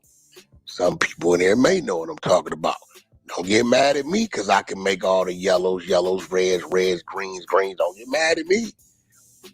Well, Wack, why didn't you tell me you were still upset? Because I'm not an emotional guy. I'm not supposed to tell you that. Well, Wack, why didn't you tell me you were still upset? Because I'm not an emotional guy. I'm not supposed to tell you that. According to Porky, he's been mad at Luce ever since that diss track dropped. The same diss track Porky admits he told him to make. Sounds like the setup was built in from the start. I'm with you, Big Red. That is the fuel. You doing what you saying was the action. Me being upset about what you saying was the fuel. I don't show that. I just simply let it burn in a way that I do something about it. On some real shit, right? But I think the whole time, and especially after listening to Gigi, right? I think the whole time, because she said, Wack, I used to lay on the side of him when him and the fake manager dude, she said his name, came up with the idea, attack Wack to try to get some attention on you, and you wouldn't pay him no attention. Hence the diss track that he made. Adam22 is asking about the diss record, because Adam remembers Porky telling him that he told Luce to do it. Adam didn't believe the story when Porky said it, but Porky insisted that he told Luce to do it. Out. You know what I'm saying? No, I think you're riding out for your homie. Luce Cannon? You guys are doing a little bit of shady business together. Not shady. Might be, me and Luce Cannon been comrades for quite some time. We fooled the streets. What about those Did you hear the Luce Cannon diss song on me? Yeah, and I feel like you're lying when you say that it was all premeditated and planned out. It was. He told me that's what he wanted to do. I told him do it. He told me that's what he wanted to do. I told him do it. He told me that's what he wanted to do. I told him do it. And she said it would drive him crazy. She said, so when I looked up and saw him on the side of you, I said, oh my God, he found a way to get to him, right? But what was crazy is he got to me the right way. But link up with you against a mutual op. No, that wasn't my thing at all. See, when he called me, I asked him. I said, "You with Big U?" And he said, "Nah, I did, but I don't know more." So I asked him what happened. Cool. Why? Because if you with Big U, like if Big U knows somebody with me, he ain't finna let him in his space like that, right? Because you don't know what that is. Right. Nigga might be a suicide bomber, detonate you and him. You never know what that is, right? So when he propositioned me to help him promote his show, I'm promoting his show.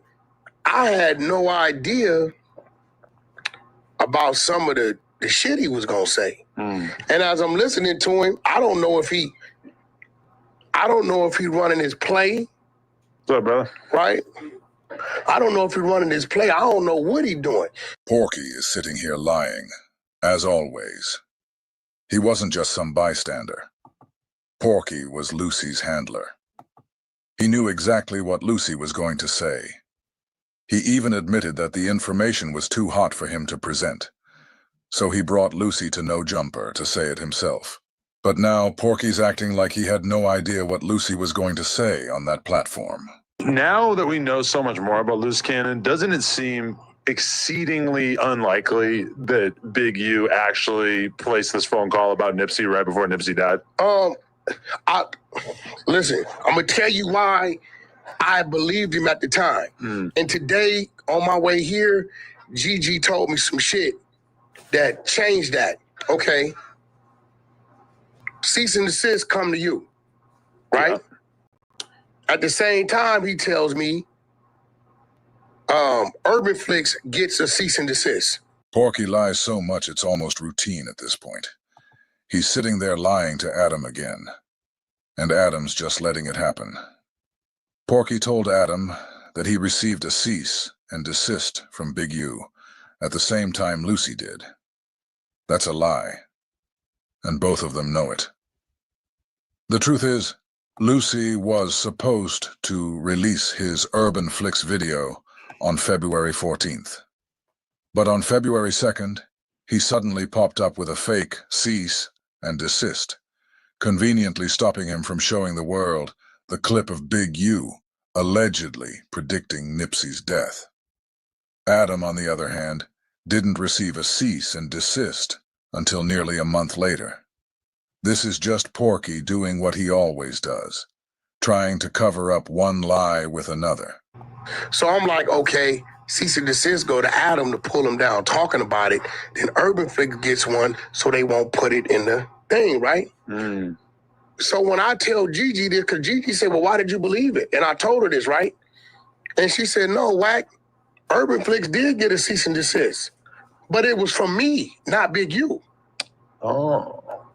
So they got a cease and desist. He just tell me it's from Big U. So my ideology is like, if Adam got one to pull that down and Urban Flicks got one to not to play it, it must exist. It must be there. So I said, well, Gigi, what kind of cease and desist did you serve Urban Flicks? She said all the footage with Black China, all the footage that was shot in our home in Riverside or wherever they live, right? I called the cameraman. The cameraman said Luce Cannon never paid him. So I, in fact, paid the cameraman and brought all the footage. I then serviced Urban Flicks and said, if any of this footage is in this show, I'm going to sue you. I own it. So, yeah, it was a cease and desist there. But the whole time, I'm thinking, Big U served Urban Flicks to cease and desist. See, what you getting one and them getting one. See, what you getting one and them getting one. Porky keeps trying to push this false narrative that Adam 22 received a cease and desist either before or at the same time as Lucy. But he's lying, plain and simple. The truth is, Lucy pulled out that fake cease and desist on February 2nd, 12 days before he was supposed to drop the Urban Flicks video on February 14th. Adam didn't get his cease and desist until nearly a month later. Porky knows this, but he's trying to rewrite the timeline to cover up yet another one of his lies. See, what you getting one and them getting one, I'm like, okay, he don't want Luce talking about it, and he don't want them putting it up. But come to find out, the cease and desist that went to Urban Flicks was from Gigi. Had nothing to do with Big U. Had nothing to do with Big U. Had nothing to do with Big U. So Porky just admitted to everyone that Luce Cannon was lying about the cease and desist he claimed Big U sent him. But here's the real question. If it was Gigi who actually sent the cease and desist, then where did Porky get the one he read out loud on Clubhouse? The one he claimed came from Big U. Think about that as you get ready to hear the audio in just a minute. So Big U cease and desist that he served you was really in the right lane because he's saying it's a lie. If he's saying it's a lie, then it's defamation. You know what I'm saying? Right. So Big U cease and desist that he served you was really in the right lane because he's saying it's a lie. If he's saying it's a lie, then it's defamation. You know what I'm saying? Right. Basically, CS2 back and Adam are both agreeing that Luce Cannon lied on Big U and that this footage that he claimed to have implicating him in crimes and all of this defamation of character was wrong. It was a lie. And that no jumper. Hey, Big U, you got to go ahead and get that bag up off Aryan Adam. Adam the Aryan, you know. Y'all got to go ahead and get that. Let's get back to it. Nasty work. Hey, don't leave that money out there. If you don't want it, I'm going to go get it. Just like that, Porky finally admits that Big U never sent Luce Cannon a cease and desist. Now he's backpedaling, claiming Big U was actually in the right for sending one to Adam and No Jumper, because according to him, Lucy's statements during that interview were slanderous, defamatory lies. Mind you, this is the same interview where Porky was sitting right next to Lucy, co-signing everything he said. Now he's pretending he had no idea what was coming and trying to wash his hands of it. So Big U cease and desist that he served you was really in the right lane because he's saying it's a lie. If he's saying it's a lie, then it's defamation. You know what I'm saying? Right. So once she told me this shit today, I'm like, oh shit. She said, yeah, Wack. I said, yeah, I thought he said, no, that's what he told y'all because it fit. This moment right here proves what many of us already knew. Porky has no integrity and absolutely zero credibility.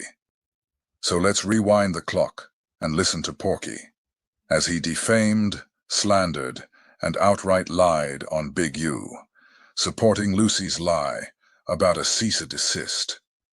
So Porky already admitted that Lucy never received a cease and desist from Big U. It actually came from Gigi, according to him. So where did the fake cease and desist that Porky read on Clubhouse come from? Remember, everything you're going to hear Porky say next was a lie, and he just went in front of Aryan Adam and admitted that. This is COINTELPRO at its finest. Yo, man, so you know how his bozo been saying, they all been saying Luce Cannon lying, right? Yep. Okay. Oh, shit. All right. Oh, we got content. Straight in easy. Okay, so if Luce Cannon is lying, February 2nd, 2024, Tremaine Williams, a.k.a. Luce Cannon, right? Dear Mr. Williams, the law firm represents Mr. Eugene Henley. We are contacting you regarding your publication and unintended publication of certain audio and or audio-visual recordings featuring... Real quick, I seen some was it Teasy? No, when Teasy was C-Note. C-Note said, how is this still content? Hold on, where is that at? I think way back down here. Hit that right. I can't find it right now. Oh, he said, here we go. How is this still content? How is this still content at this point? Dude continues to throw people under jail cell. It's still content because if I didn't do what me and Yael does, what I'm going to call y'all back, what Belina assists us in doing, what Papa Dirt, what Scandalous Los Angeles does, then Big U wouldn't even have a voice, and these truths wouldn't even be coming out to the people. So while you thinking in your mind that just because some real niggas like us wouldn't attack CS2 back, that his name would fade into the internet, it don't work like that, bro. Practical application is like great theory. It sounds like it'd be strategic, but it don't work like that. First and foremost, every click, every like equals percentages of a penny in a YouTuber's pocket. It's a whole lot more YouTubers who don't give a fuck that he's a rat. It's a whole lot of YouTubers that don't give a fuck if he's lying. All they care about is their money. So while you want to take a moral high ground and think that not covering it or addressing the lies is the best route to go as just not responding, well, whenever a lie is told and you allow a lie to stand, and it's said so many times, to a great population of people, that lie becomes the reality, the truth. Kind of like all of the weird ass niggas that say Big U is done. he's gone. Bro, he ain't even went to trial. Now you see that the feds done believe this rat-ass nigga who had coerced and intimidated and scared Dale, trying to force him to lie on, I'm quite sure, Whack 100 and his manipulative ass who been targeting Big U, who befriended Molly Mall, who befriended Dale the Longtail Rat, who befriended Luce Cannon. All of these dudes implicating Big U in crimes. I'm quite sure that this whole corroboration of different lie snitching is going to come out too. But right now, the Hobbs Act crimes, the robbery, extortion of Dale, that shit look like it's going to be dismissed before trial. It's just too much evidence contrary to what they saying. They take that to trial, I don't even think it'll be a hung jury. All you need is one juror to fight for you and not believe the bullshit that the prosecution is serving, meaning they haven't met their burden of proof. Because the burden of proof is on the prosecutor to prove their case. I don't even think that they're going to have those charges by the time trial starts. That's how meaningful the content that we've been running, the content 504 Street Stories put together, the content Scandalous is doing, is assisting a brother who's falsely accused on some allegations. We don't know his money business. We don't know everything he got going on. But we do know when it comes to this Hobbs Act shit and a lot of these other crimes, I'm sure, is because he was targeted by his enemies. CS2 back, the federal confidential sort, who befriended and recruited these informants and then weaponized them and sicked them on his enemy. Let's get back to the content. And Henley, collectively, the footage. You are hereby directed to cease and desist any and all use of the footage in any manner, including without limitation to use of Henley's voice, image, likeness, and reference to his personal or professional business. Collectively, NIL, right? This demand includes posting the footage or the NIL on social media and featuring the foregoing in any film, television, programming, and streaming. Nigga, if it never happened, why the fuck you got your attorney? Hold on, I got one better than you. Shit, I'm reading it. Hold on, I'm reading it. Oh shit. No, hold on, bro. Hold on, Todd. If it never happened, why would you serve if you never said these things? A cease and desist. FaceTime, it never happened. Why do you have your attorney serving Luce Cannon a cease and desist about it? Haley refused to sign a contract to allow you to use the footage. And any program stands firm in refusal. Listen, look, bro. This nigga. That's crazy. He just admitted to work. Bro, this is real shit. You will never, and I'm going to say this, because I'm going to use myself. You will never see me serve Mika paperwork saying you can't put out the footage. Hey, Cut Different, what you talking about? February 14th, give me some more what you call it. But hey, Whack is saying, Big U, why would you send a cease and desist if it's fake? Unless it's true. Well, CS2 back, I asked you the exact same thing.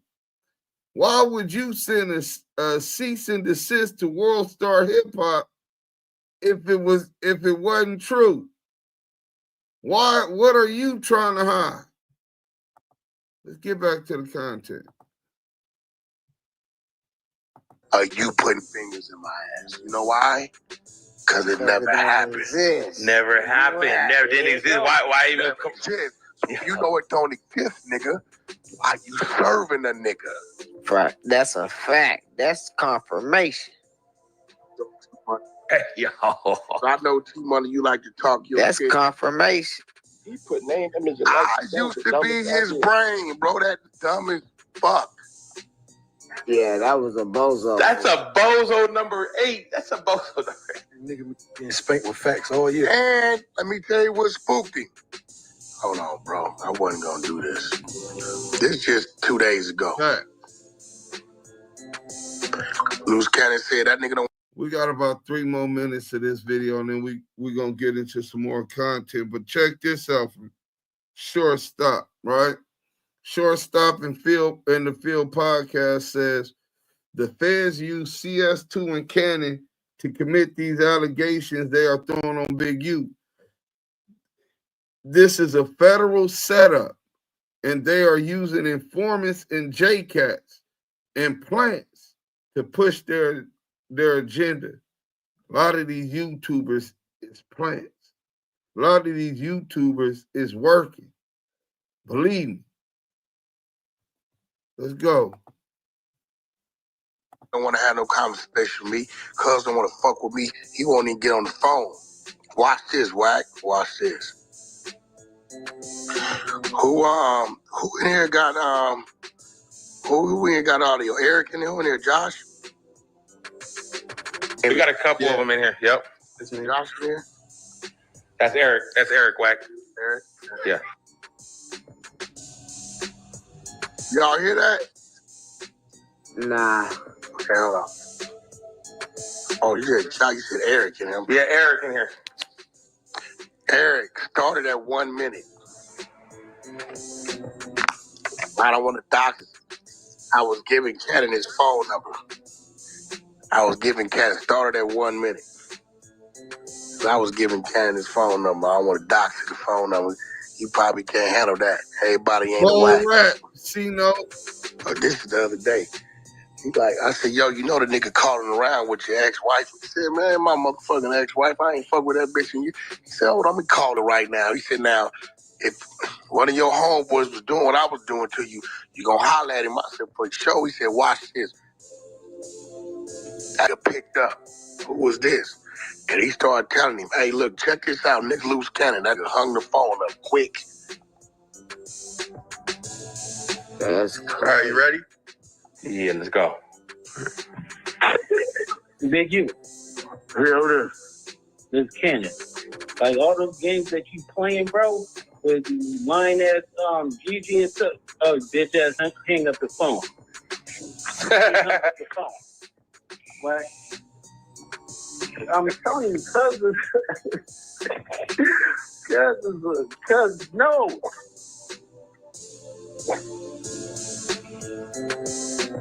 Yo.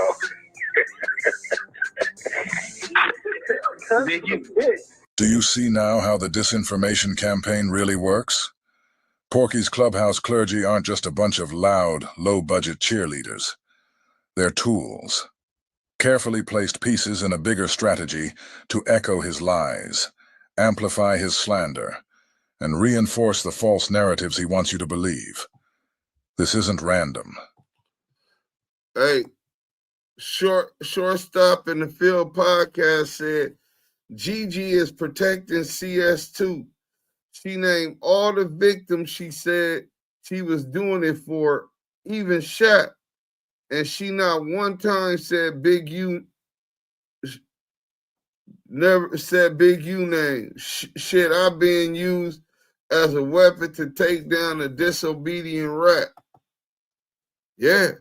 When a person run and tell me stop fucking with another person before I hear the other side, they hot, and that's what Wack did. Let's get back to the what you call it. Yeah. AG, it's coordinated. It's looking bad for and it's calculated. I heard through the grapevine that there might be a case that you are working on exposing that involves Luce Cannon. Oh, yeah. Can you give me a preliminary briefing on what this is about?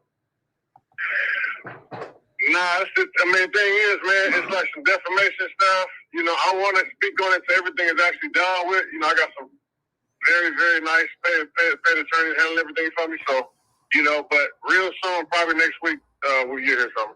I just don't want to speak on it yet. Okay. That's why I didn't say nothing, because it's his content. Wax said that he don't want to talk about it either. Okay, well, because I went to your channel, I was looking for the YouTube video about it. I didn't see anything, but a few people know about it. What video? What video? No, I went to your channel looking for a video about it because somebody told me that you were working on something, and I didn't see anything. So I assume it's still in the works. Well, see, what I do is I give out little signals at the end of my videos. So you can't just look at the title or watch the beginning. Oh, okay. So people who told you about it, they're either watching my live or watching some of my long videos. Got it. Okay. Well, that sounds exciting. Yeah, that's good, man. I mean, you took Big U down, and I guess Luce Cannon's next, huh? You're gonna get crazy. Everybody getting 600 years. Why y'all saying like? Well, this thing. As far as me taking Big U down, me and Wack took his name down. Shout out Scandalous Los Angeles TV. Make sure I'll go over there and run it, right? So, the Meek Mills and what you call it shit cited in an indictment. That shit is already gonna be dismissed also. See, that big old 47 count indictment is fluff. They threw everything they could and even cited the murder, even though they didn't charge him for the murder, as an overt act so that he wouldn't be able to get a bail. You know what I'm saying? Let's go. Bro, just get back to the script. You talking too slow. Hey, Arnell Nash, chill, bro. I got this. I've been doing it. Unless you want to come up here and do it for me. You know what I'm saying? Since you acting like you driving something, nigga. Big back. Interest of justice is somebody telling. Now that's a fact. Arnell, get your clown, come drinking ass on. This is not the 100. Man, anyone that rocking with Damu Kiwe Convos, get the fuck up out of here. Go over there to the informant exposers, Bati boy academics, or fake hard rat sympathizers, young and hefe. Get up out of here. Hey, listen, I don't know why you did that. I was trying to be nice. They not going to be that nice. Vito Corleone, ain't that many not guilties. Oh, yeah, he's seen that. It's a mafia guy from Boston who takes all of his federal cases to trial, and he always wins. Never lost at trial. We all saw how you put the batteries in them and set them free on no jumper. Yeah, he knew he did that so that he could target his enemy. Big U. That's what he do. Weaponize these rats. Befriend them. Give them a platform to weaponize these rats. Arnell Rash, you don't run shit over here. Sit back and listen or kick rocks. I tried to tell you, Arnell, man. I was being nice, man. It's us versus them, real versus fake. We got to take this shit back for the people. That's why Active Chucks deserve props for showing the other side. Innocent until proven guilty, man. That's all the man asking for is this due process. These niggas is worse than these motherfucking devils, man. You know what I'm saying? Operation, I didn't know he was like that. Winnie One is escorted by the police to no jumper because he would have been got it. Well, I think that's a substation. He got the world record for dismissal. White lies to the street 24/7, but get around police, and now he Jesus Christ. Nothing but the truth. Hey, nothing but the truth. Wack is terrified. He does not want to go to prison. He working double overtime. Man, that dude looked like he is stressed the fuck out. He definitely shaking like a snitch at a gangster party. But look, we got another video I want to show y'all, and then we're gonna get up out of here. Let's go to the poll. The poll felony cases dismissing the interest of justice means you a rat. 89% say that you are a rat. 11 don't believe that means that they're a rat. So we're going to end that poll.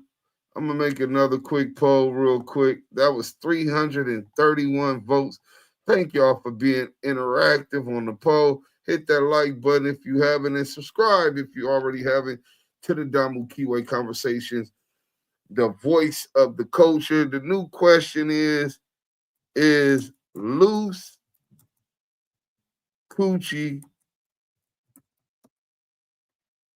ratting? Let's put lie snitching, because he was doing a bunch of lie snitching on who is Luce Coochie lie snitching on. So you got one. No, we don't want that one. Add an option. Big U, WAC 100. Let's go. Y'all let me know who Luce Coochie is lie snitching on. Let's get into this content.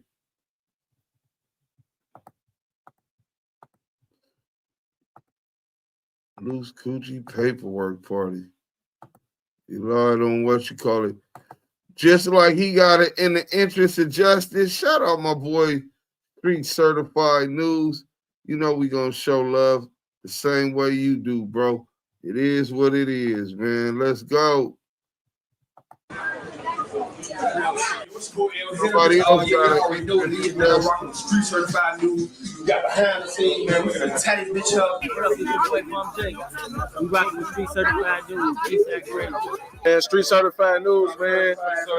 Shout out Big Bo. Shout out Walker. Yo. It's your boy Michelle Guapo, man. Street Certified News. We back with another one. Man, first off, man, if you guys just stop, man, smack that like button on this video, man.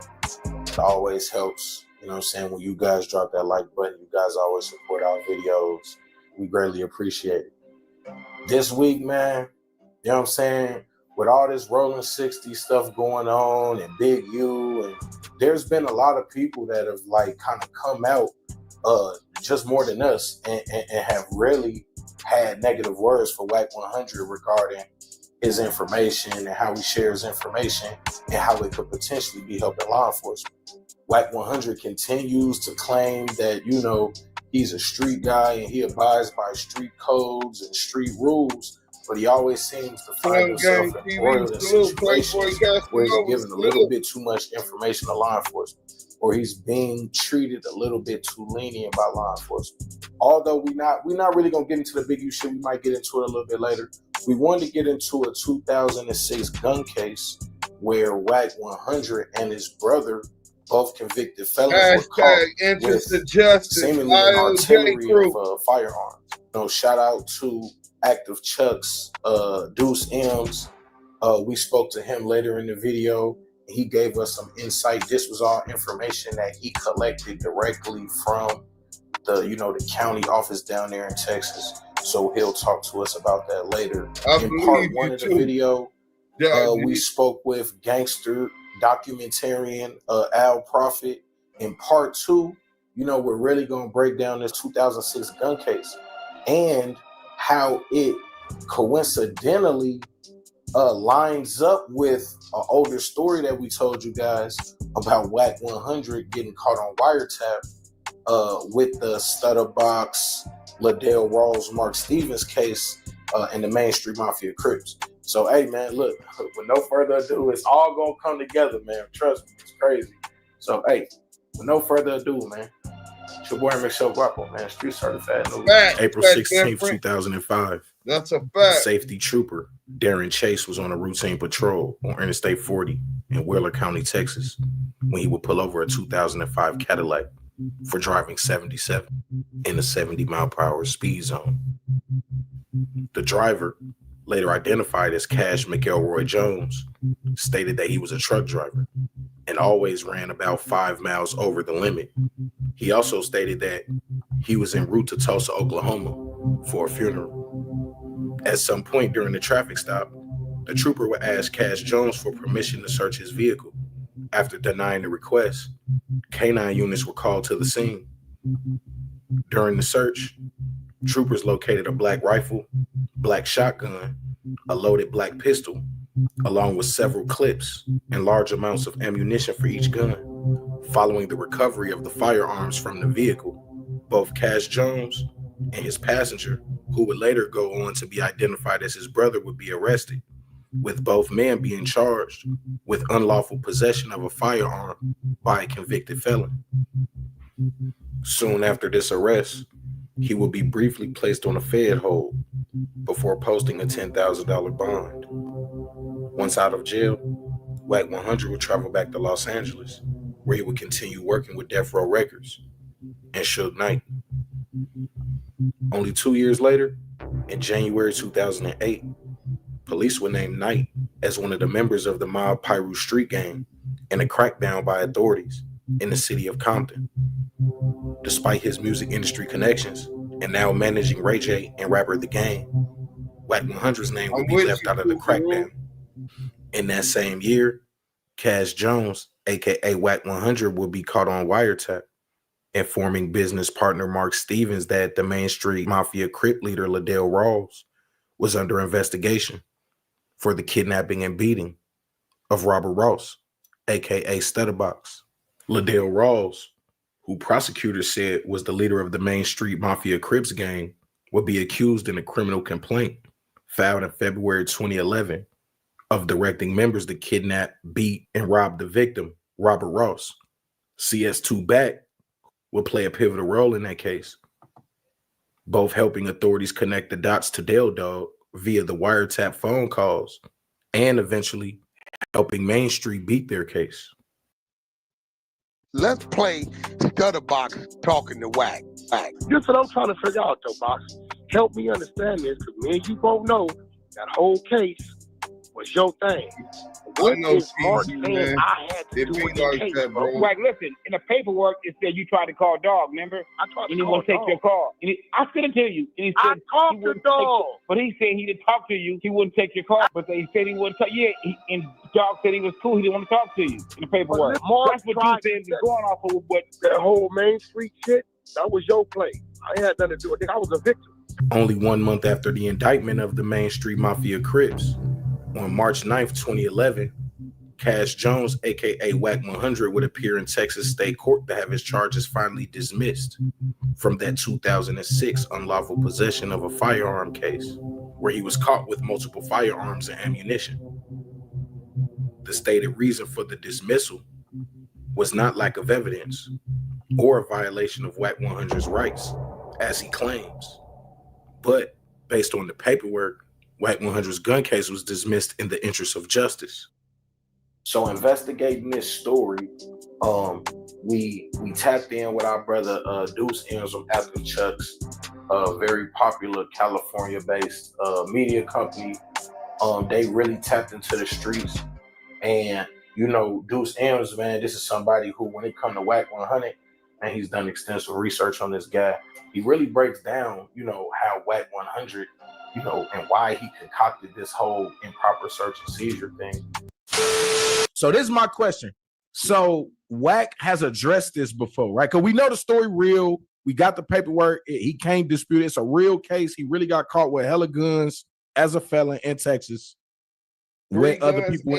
And his brother was a felon, right? So it was 2 felons that got caught. Right. Right. So has he ever explained how these charges got dropped? Because you sent me the paperwork and I see what it say, and it says in the interest of justice. I sent you the video where he claims that it was dismissed for illegal search and seizure, right? Now, within that same paperwork that you got, I got that paperwork from the clerk of Wheeler County, Texas, the deputy clerk, old Debbie McLaughlin, right? And you probably can see that on the email, right? Right. To verify where I got it from. And there was a motion to suppress the evidence, which essentially argued fruits of a poisonous tree based upon the argument that this was an illegal search and seizure. Right, I saw that. I saw, and the judge denied that. Right. Now, Wack, I'm going to send you the thing where Wack is saying that's how his case got dismissed. I get pulled over and the search happened in Texas, right? So immediately, that's why they had the Fed hold. They like, well, yeah, you know, he crossed the state lines, but you can't prove none of that. How you know I didn't pick it up in Texas? If she found something. Wheeler County, there you go. Cass Jones, Wheeler County. Them motherfuckers. Hey, bro, shout out to Texas for having audio and video on the front of their squad cars. Because if I'd have been in Cali Beach, I'd have been fucked. I'd have had to take it. Yeah, because they have the right to report based on the audio, the video and the audio. Yeah. Like if I'd have been to California, it'd have been my word against theirs, but an ex-con word against theirs on how they got it. Them niggas could have said they saw something on the back seat. They could have said all kind of shit. But because they had audio and video, that's what saved it. Right. So basically, Wack is lying about why this case got dismissed, and we know that because we contacted the clerk in Texas. They sent the paperwork, and it clearly states that his motion to suppress was denied because the judge found that none of his rights got violated. They did the right kind of search, and this is what they found. So then when they had the right probable cause. So he didn't get that evidence suppressed. So then when I see the motion to dismiss and the judge grants it, and I see it's a list of all of these things that it could be. Right. And it's a lot of checked. You said what? One of the boxes is checked. Right, only one of the boxes is checked. But the things that it could be were surprising because it was like lack of evidence. Nope, that's not the problem. Illegal search and seizure. Nope, that's not the problem. Like I think it said something like the person that died or something. It was like a few different reasons why they would drop the case. And none of those things were X'd off except for this thing that they call in the interest of justice. What's your take on what does that mean when a person get a case dismissed? Like what is in the interest of justice? What does that usually mean? That was the first time I ever heard it, right? So in the interest of justice essentially means that the prosecution filed that motion to dismiss the case. So WAC 100's attorneys and WAC 100 had to convince the prosecution that it would be in the interest of justice that two ex-felons crossing federal state lines, making it traveling interstate commerce, making it a federal case, that sending out that message is that is cool. It's in the interest of justice that we don't prosecute this dude, which is a far-fetched reach, right? Especially in Texas, it's people that got 5 years for just weed in Texas. Don't mess with Texas. You know what I'm saying? So this is my other question. So like you said, he's trafficking goods across state lines. Him and his brother are already convicted felons. Somehow, some way, they get their charges dropped. Why did this thing never go federal? Right? The feds have put a Fed hold on him off of the top. He admitted to the police in a statement to the trooper, Darren Chase, that they had came from California and he was going to pick up his mother for because she can't travel. But the dude once WAC 100 says that he got a bail, his brother didn't get bail, they let him out first. He only had $180, but he had a black card. He says that a white man picked him up, him and his brother, but if the bail bond was closed until a couple of days later, how did you? And then he said the airport was 50 miles away. He was transferred to Beaumont, a federal facility or some kind of holding facility in Beaumont. He was in jail for not just a night or overnight to the next day. He says 6-7 days later, he was still in jail on a hold, and that the feds came all the way to where he was at to tell him, hey, look, we don't want to pick up the case. Like, why would the feds come talk to you in person? Right, they just wouldn't pick it up. or they would fax over information to the jail or to the district attorney in that city. Now y'all can pick it up. We can't do it. Why did they have to come speak to you face to face and then you get a bail?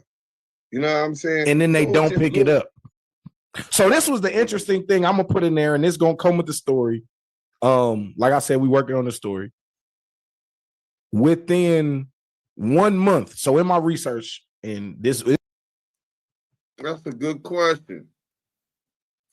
Compton Rick Rock had the nerve to do a video about the same dispensary he worked at, and 600 and CS2 accused him of and named the thumbnail after Big U trying to hide himself out of it.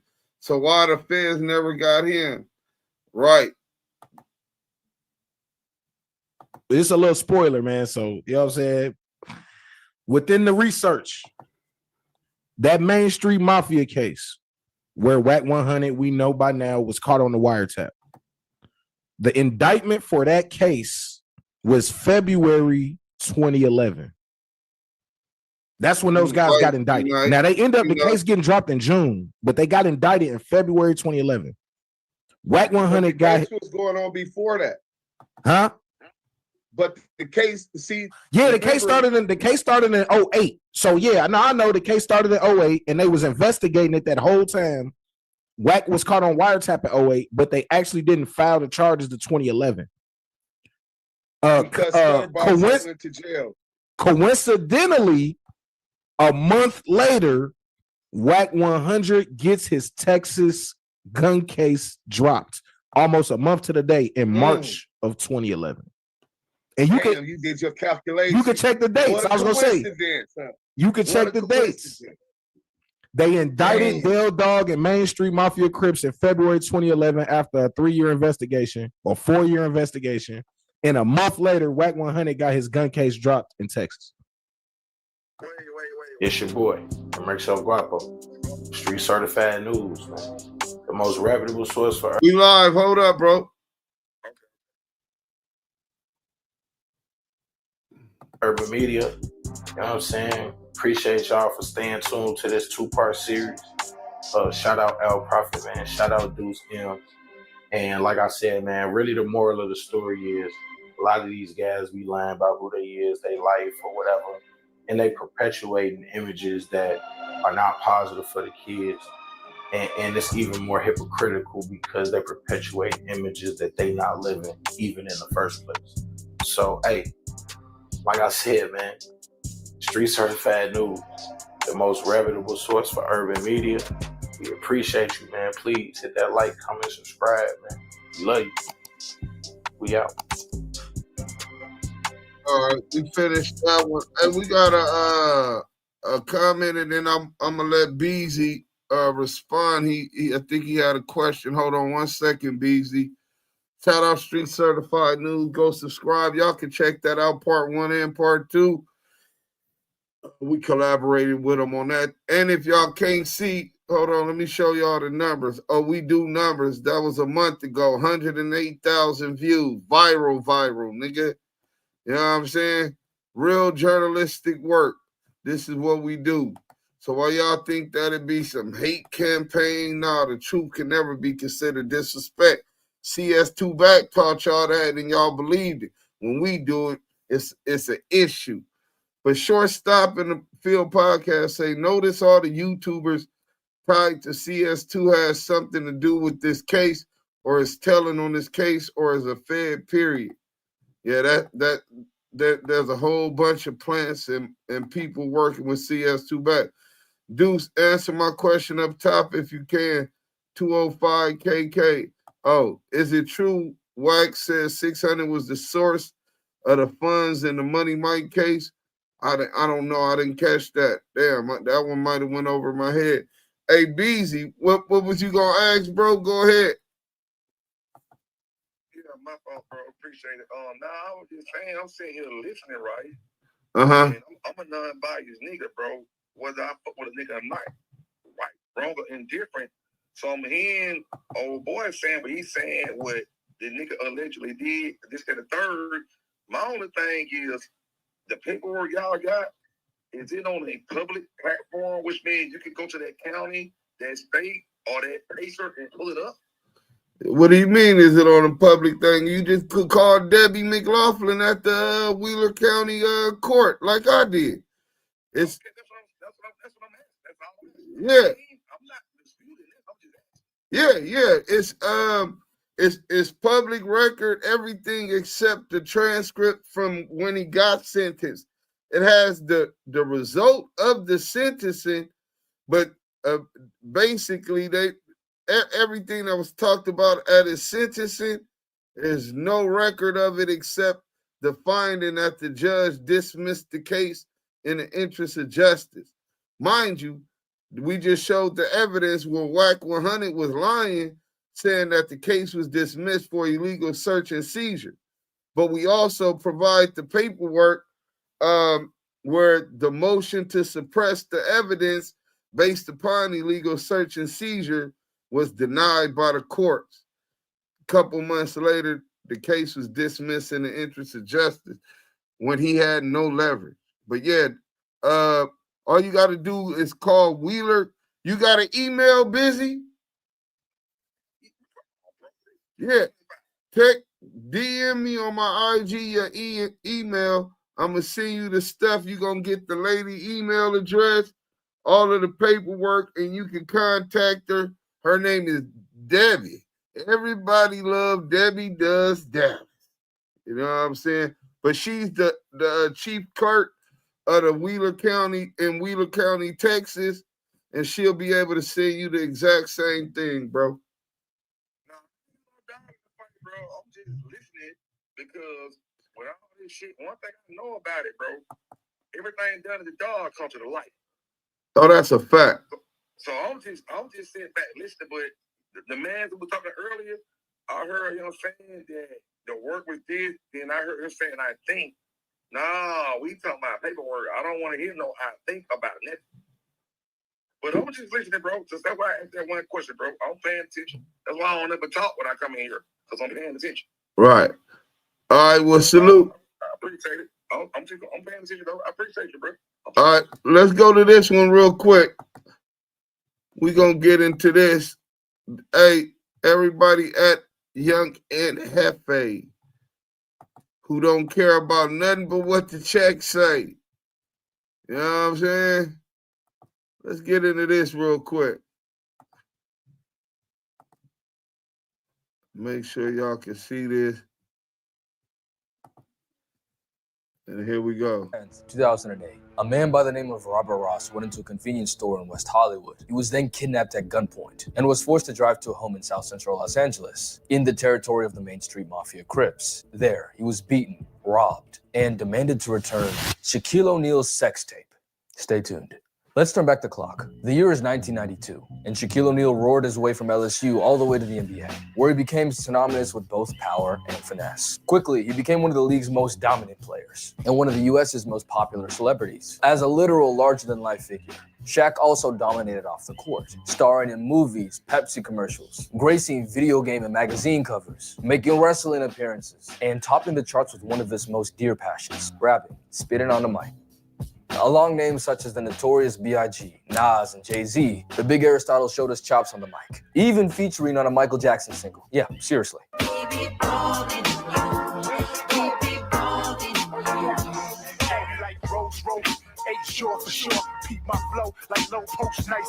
Of course, Shaq doesn't get a King of Pop or Jay-Z feature by just dunking a basketball. He was actually an adept rapper for his time period. And although he already had millions of dollars, worldwide fame, and basically anything that he wanted more. He called himself a Renaissance man. And hey, he was Shaquille O'Neal, man. Whatever he wanted, he got. No diddy. So it's a year later now. Fresh off a Rookie of the Year campaign, Shaq founded his own record label called Twism Records, with Twism standing for The World Is Mine.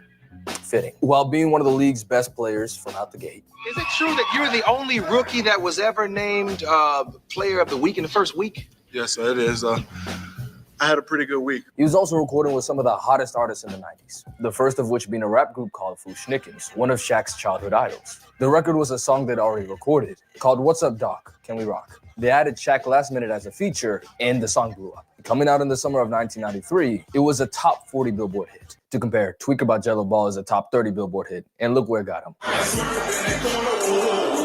So yeah, Shaq was hot stuff. It was actually fire, for the time at least.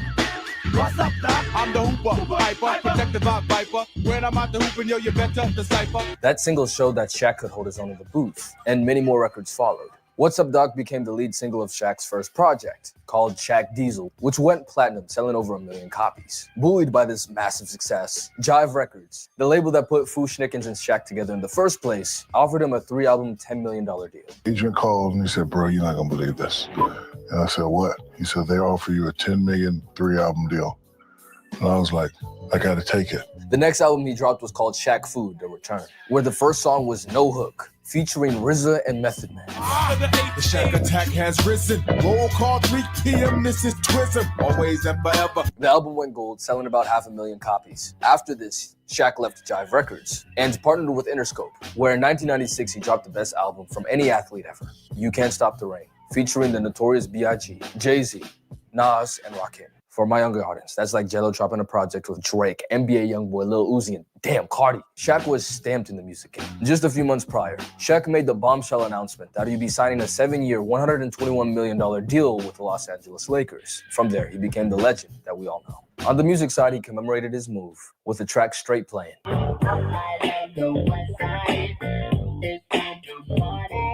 Symbolizing the arrival of Shaq Diesel on the West Coast. Now, comparatively speaking, You Can't Stop the Rain didn't do that well, selling 200,000 copies. Shaq did one more album partnering with A&M Records in 1998, which featured Kobe Bryant in a song called 3 Times Dope. However, Kobe wasn't credited because of label issues or something like that. But it's out there. I'll play a snippet right now. I reach destinations with split-second acceleration. In a capsule of time to witness your bone evaporation.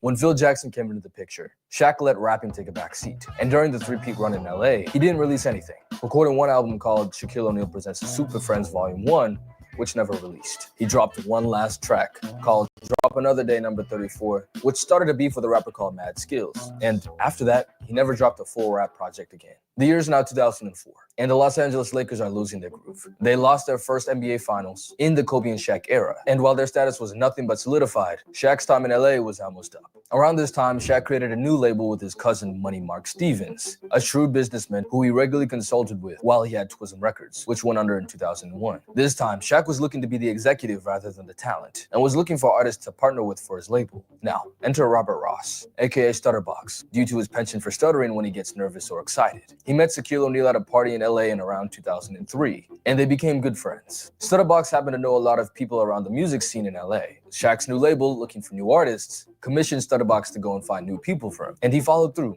plus interest it seems. Enough to where Shaq shouted him out in a 2006 remix of his song with the Notorious B.I.G. Stutterbox, box. That's not all he shouted out though. In fact, he had a lot of guys in a set to rap. Man, Money Marcus Bullet, Cousin Kenny is my cat, man. Dog and Box got my back, man. K-Slade, Corey Guns, Main Street, Lil Shaq, man. So, who are these guys? And what's Main Street? Well, see, Robert Ross was affiliated with the Main Street Mafia Crips of South Central LA.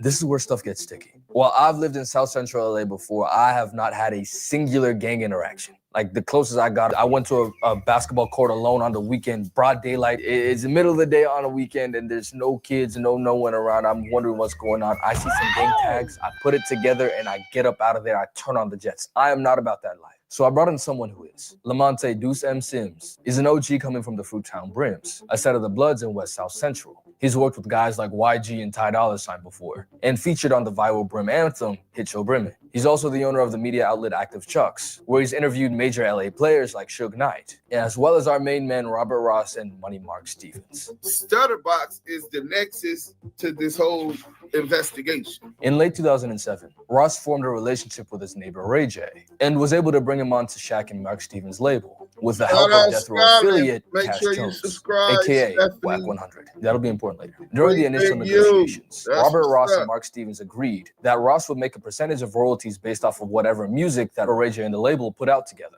But when they met in New York a few weeks later to finalize the deal, Mark Stevens balked. He gave Ross a $20,000 finder's fee and refused to pay him any royalties. Now, mind you, Robert Ross is a real fancy, flashy dude. He's driving around Los Angeles at this point in Rolls Royces and Phantoms. He's really heavily and wealthy man. I think he had did a fraud, allegedly, and acquired about $7-8 million in a fraud scam that he had going on. So he's a street millionaire. So naturally, Stutterbox wasn't going for it. And neither was Ray J, actually. He refused to sign the deal until Stutterbox got his pay. But the facilitator in New York, Koch Records, were going to nix.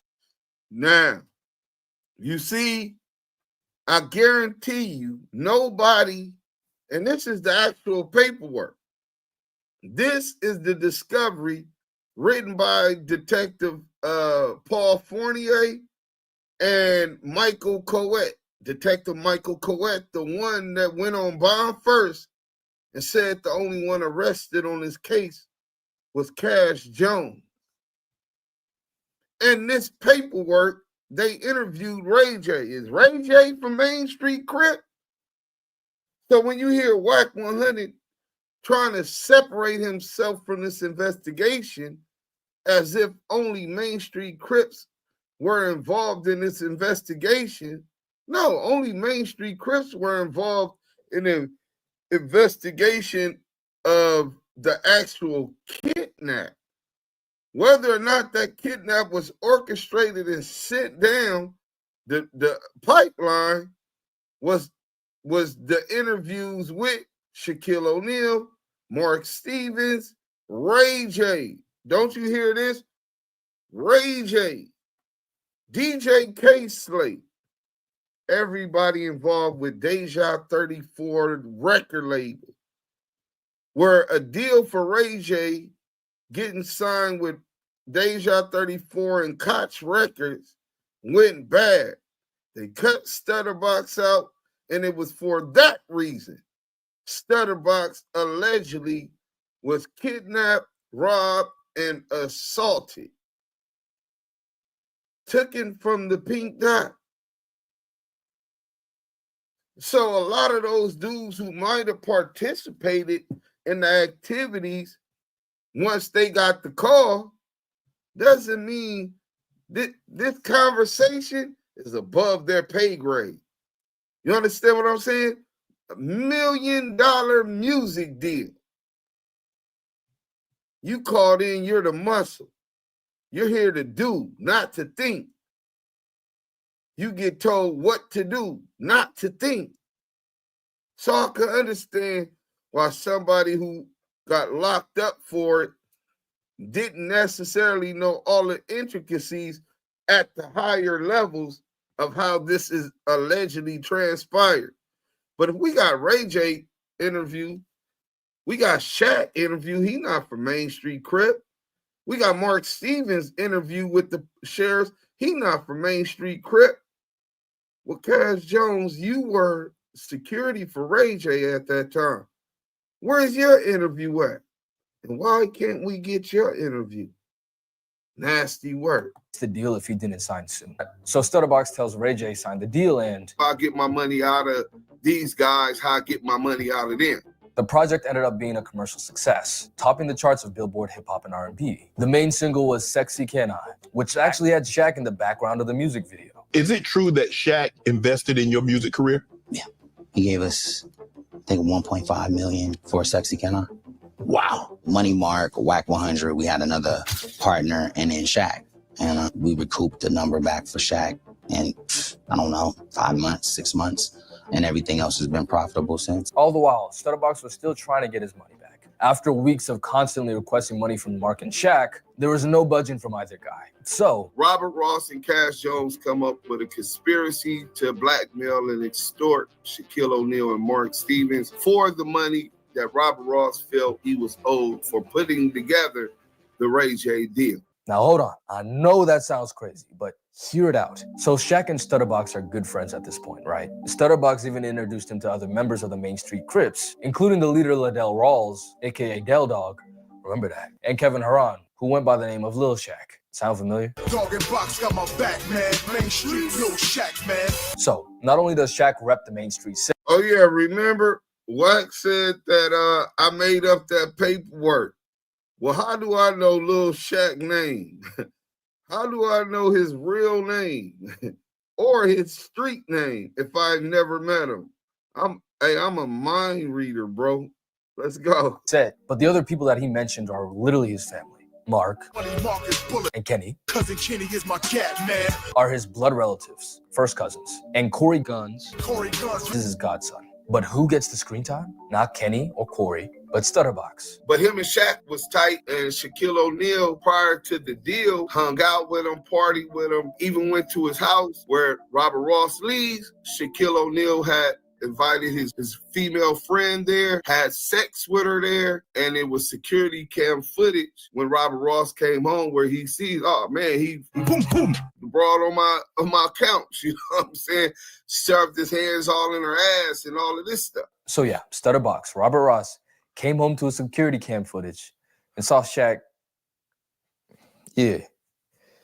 So anyway, that's leverage. This happened around July 2007, before Shaquille divorced his wife, Shawnee. That's infidelity from a global superstar in the 2000s. TMZ would literally be slobbering. TMZ was going to slobber all over that. So through Cass Jones, WAC 100, Ross claimed to have recorded and saved the footage and insinuated that he could sell it to TMZ and make a lot of money. Additionally, get this. Now, Robert Ross, another story plot twist, seeing that Shaquille O'Neal and Shawnee O'Neal were having a rocky relationship. As the story goes, he allegedly played into be a counselor, and it is rumored began to have sex with Shawnee O'Neal. I don't know if that's true or not. Like I said, Robert Ross lies about a lot, but it's been consistent. Even a lot of the police officers in their reports were citing that this allegation might have possibly been true. Shaquille O'Neal hired a private investigator to follow his ex-wife. She follows his ex-wife and brings back footage of Robert Ross and Shawnee O'Neal having brunch together. How did I make up all of this fake paperwork with these facts that's been covered in the news? Kind of crazy, right? With names and everything. Yeah, I don't think it's fake. Whether out in, they met halfway and met in Texas or somewhere down south back east. During this time, apparently Robert Ross told Shawnee O'Neal about the sex tape and even offered to sell it to her. She also said she didn't believe there was a sex tape because he was a liar and he never slept with her. So anyways, regardless of all of what happened previously, I think we can all agree here that Robert Ross is moving hella shiesty. I mean, he did say he was going to get it back his way. I mean, he's a street millionaire. What do you expect? But here's where he messed up. He messed with Shaq Diesel. And no, guys, one thing Shaq didn't play about back then was leaks. During Kobe Bryant's deposition in his 2004 Colorado case, he name-dropped Shaq to the people who were interviewing him, claiming that Shaq would not pay his woman to say anything and that he's already paid up to $1 million for stuff like this. Now, listen, I'm not going to choose a side for you guys, but the alleged victim, 3 days before she charged Kobe, bragged about being with him to 5 people. She'd apparently tried to get with Eminem, and her friend described her as having a celebrity addiction. At least from Kobe's point of view, this was just infidelity. And when Shaq did it, he married Shawnee in 2002, he made sure to cover his tracks. Now here goes one of his business partners, who, by the way, had a track of criminal activity, and Shaq was claiming to want to reform him, but he'd also been dropping Shaq's name to police officers. So this is the guy who's trying to throw all of that now down the drain. Shaq wasn't going. Enter Del Dog, the leader of the Main Street Mafia Crips, and one of the most famous men of South Central LA. You had to hear about Del Dog. He was like God. Christened the Street Apostle, Del Dog was the founder of 4 Life Records and the 4 Life Mafia Car Club, the latter of which became the predecessor for an entire car subculture in Japan. He was also tight with Steve Harvey and Ice Cube, both of whom starred in a documentary funded by Shaquille O'Neal. Seen as nearly a biblical figure in his hood, he organized toy and food drives every Thanksgiving, Christmas, and summer, with Shaq even pulling up sometimes. Additionally, he was a devout follower of Christ in his later years, of which he did his best to spread the good word around his hood. Like one of his members said, "We was crippin' for the street, now we crippin' for Christ." But like every person in power, there are 2 sides to the coin. He's like a legend in Los Angeles. Some people even call him the king of Los Angeles. If you listen to most people, he was like a ghetto Robin Hood, right? Necessary evils. Necessary evils. Lord, I cannot kill all these niggas hating on me, man. That's what I said to God. I said, I cannot kill all these niggas that's hating, man. 2 weeks later, Robert Ross, Stutterbox, was at the Pink Dot in West Hollywood when he encountered some of his old partners from the Main Street Crips. They blocked his car from leaving and told him that Dog wanted to see him. They forced him at gunpoint to drive his Rolls Royce back to South Central LA, where they dropped him off in front of a member's house, where Liddell Rawls, Del Dog, was waiting. Per Ross's account, Dog and some other guys started jumping him, pistol whipping and all of this stuff for about an hour. They then took him to a studio in the back of the house, where they beat him some more, took his diamond necklace, his diamond earrings, Rolex watch, and $15,000 in cash. While saying, Mark and Shaq know who the real boss is now. Del Dog then demanded the tape and $100,000, to which Stutterbox replied, his mom and sister needed to see him soon or else they would get suspicious. But he'd be able to get $60K and the tape in just a few hours. Del Dog then handed him his keys for his house and his car, and let him out. Now, this is where our story gets even juicier. Robert Ross, up to this point, had been working with the police. He was working with Detective Darren Dupree and Greg Caden, which was a joint task force. They were both LAPD officers, primarily focused on the Tupac and Biggie murder investigation. Whoa, hold on, huh? Wait, why? Why? Well, Robert Ross Stutterbox was also a suspect in the unaliving of Biggie Smalls, the notorious B.I.G., Christopher Wallace. Well, they had informants saying that the police did it, and the hitman name was Amir Muhammad. Well, Stutterbox went by the alias. Robert Ross went by the alias. And to top it all off, the Main Street Crips are already under federal investigation. I'm talking about home invasions, drug dealings. The FBI, ATF, DEA already has federal wiretaps going on. Which is why this crime was able to be so fleshed out in the first place. They'd already had wiretaps placed on the Main Street Crips. Man.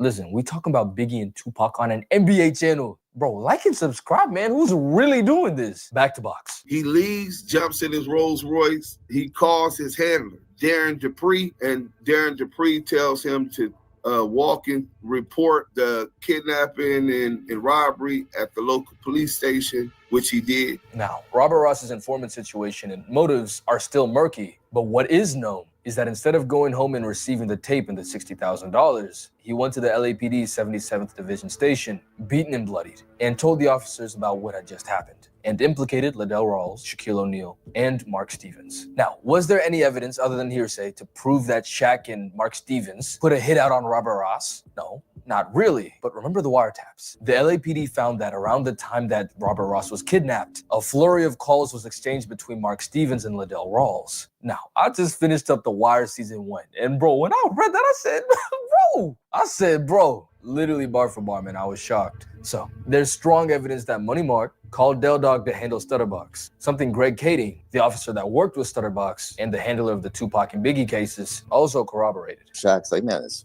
clown's trying to extort money from me, blah, blah, blah. He tells Mark. Well, Mark reaches out to Del Dog and says, you gotta swear your guy away. Can you deal with Stutterbox? Tell him to knock this shit off. So Del Dog and the Main Street Crips go and they discipline and threaten Stutterbox. But Ross didn't press charges right away. Sometime after the kidnapping, he was incarcerated again, which led to a delay for almost 3 years. Then, in the summer of 2011, he officially filed a civil complaint accusing Shaq, Mark Stevens, Del Dog, and 7 other Main Street Crip members of kidnapping, assault and battery, and robbery. From there, the case was picked up from all the major news outlets, with bombastic headlines like Shaq Attack and the like. But then, after the preliminary hearing, the case was inexplicably dropped. Why? Well, apparently, Robert Ross perjured himself in court. He lied on the stand. Wack 100, his former partner, and in on that first Ray J deal, claims to know why. To help a certain individual out, I called my attorney, had the attorney put Greg Caden and Mark Stevens together.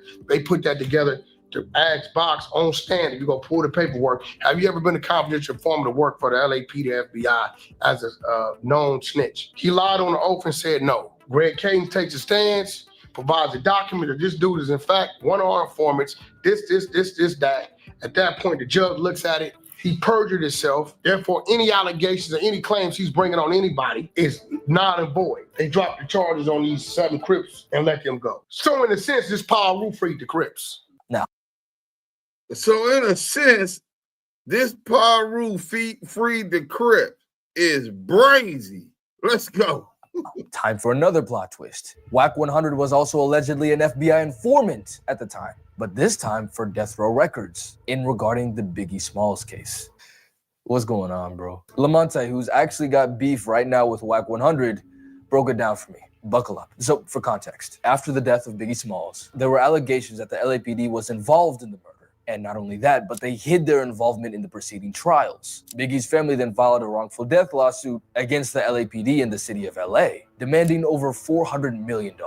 Detective Greg Cannon, he helped federalize that Main Street case, but that wasn't his case. He's running the Biggie murder investigation and the Tupac Death Row Suge stuff. So that's his priority. There's a $400 million lawsuit against the LAPD and the city of Los Angeles, which would have bankrupt Greg Cannon and Darren Dupree. The task force was created to bring up a different theory that didn't implicate any police officers in participating or assisting in the unaliving of Biggie Smalls, the notorious Big. That's his only focus, to bring up a theory so that they could get off this $400 million lawsuit. If Detective Coet would have spoke up on the stand, or Detective Fournier, they could have asked them about everybody who was on this investigation, including the informant. Informants being confidential source 2 back. Now, who is CS2 back? Well, according to Lamonte's findings, that is WAC 100 Cash Jones, who's listed in the investigations while Del Dog was speaking with Mark Stevens. Through Mark Stevens, who is now Cash Jones's employer at Deja 34 Records thanks to the Ray J deal, he wanted to convey the information that Stutterbox had gone sour.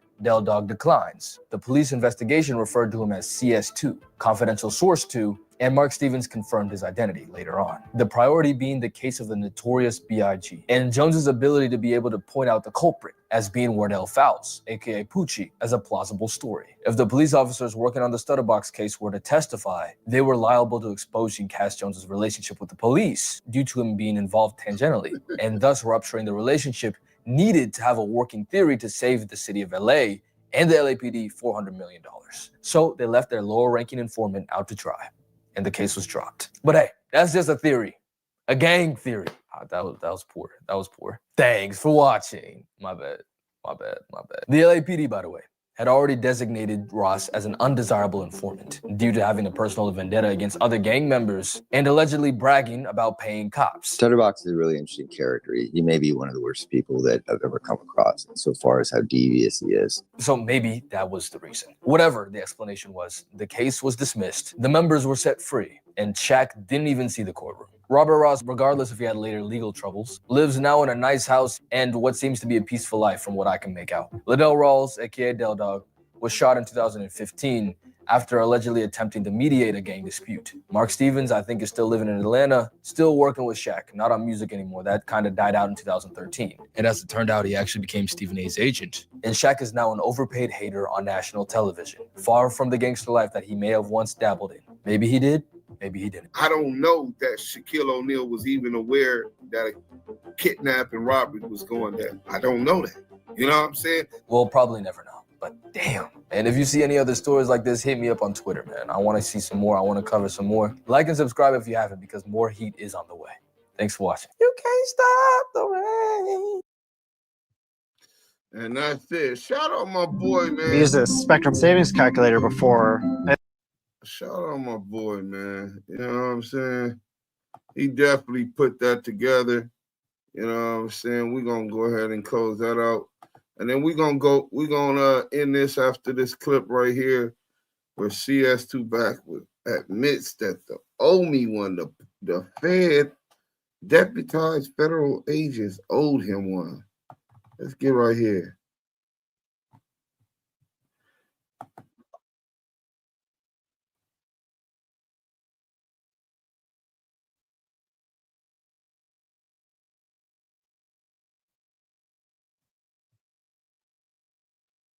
Porsche, Toyota, Mazda, all that's loaded down there, right? And he was like, where you headed? Oh, man, I'm going Northwest. It was a great run. Run played like 15, 16,000. Great run, right? So I think he put all this in his head that, because he knows some truck drivers, he would always reference some dude named Ballhead from his neighborhood. I don't know the dude. Yeah. Man, he don't make that kind of money, so I think in his head, he's like, this dude doing something. And he fed him. He didn't even snitch. He lied snitch. That's a different kind of snitching. Because you fabricated some shit and then told it to the police and put them on me. Right? And that's there it came. But Reggie told me working on getting some tapes and stuff because he's very adamant about what he did or didn't do. Everybody in Los Angeles, the fact that he can sit there with Spotted Logan and whoever this other little dude is that don't know how to talk, I don't know this little dude. And they say, yeah, we know you told on the homies, but that's cool. He says nobody went to jail. Well, I'm confused. In CCB court, them 7 dudes got on the county jail bus and got transported to downtown and came out of the back in LA County jail jumpsuits. They fought that shit down there 9 months. What does he mean nobody went to jail? They was in jail for this case that you pointing the finger at them on. Right. Right? What you mean? The only reason why they beat prison is because they was able to line you up, make you perjure yourself on the stand, and claim you wasn't a fucking informant, and in walks Greg Cadence, which I orchestrated that with Mark Stevens and my attorney. The only one came from that. You dropped. The only one from the police came from that. He's saying he put Greg Cadence with Money Mark Stevens. That's not what Money Mark said. Money Mark said that you're CS2 back. Tomorrow, I think we're going to get into that, man. We really going to break down more, but who knows? We got all kind of other content. We got 120 votes on the poll. Who is Luce Coochie live snitching on? 65% say that he live snitching on Big U.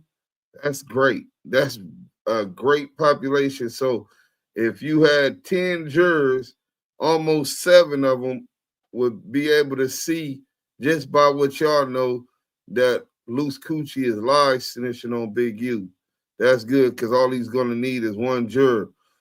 They 20% say he's snitching on Whack 100. He live snitching on Whack 100.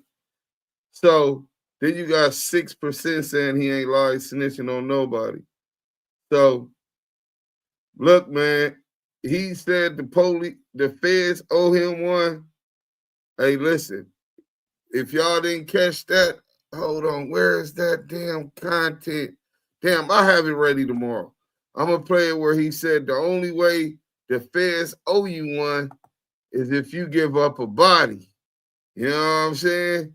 Where he was just saying that to, I think to Adam 16. Let me see if he got the Adam 16. Let's see what we got, man. I might can find it real fast. He said that's the only way that the feds, maybe I think I sent it to Scandalous.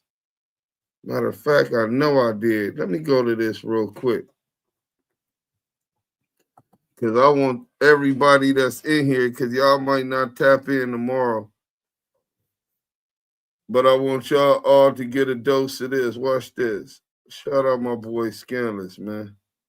You know what I'm saying? Oh, shit. All right. Boom. I know I clipped it and sent it to him. Bam. Now we're going to be able to show y'all that just that quick. Hit that like button for me doing overtime. This is 3 hours. Game over. He just admitted it. Yeah. He admitted that the feds owed him a favor, nigga. That's some nasty work. So let's go.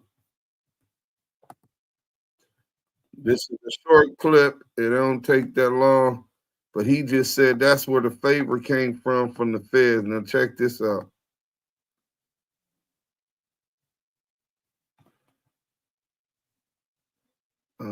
Is this it? Let me make sure that's it.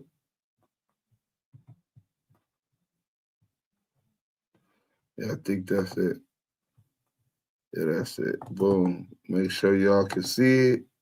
And then we're gonna be ending this live after this. Let's go. And one thing we understand about the feds is that if you want any favor from them, give them a body. You gotta come with the body. I don't believe personally, I could be wrong, that he. And one thing we understand about the feds is that if you want any favor from them, give them a body. You gotta come with the body. I don't believe personally, I could be wrong, that he. And one thing we understand about the feds is that if you want any favor from them,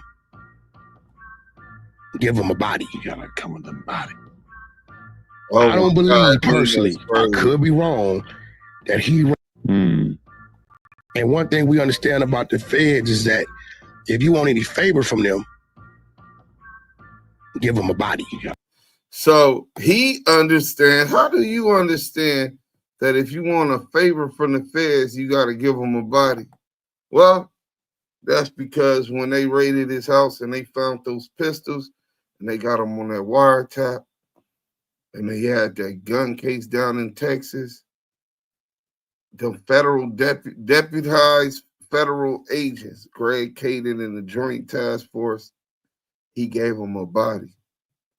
He gave him the notorious B.I.G.'s unalive. Poochie and Marion Suge Knight ordered it.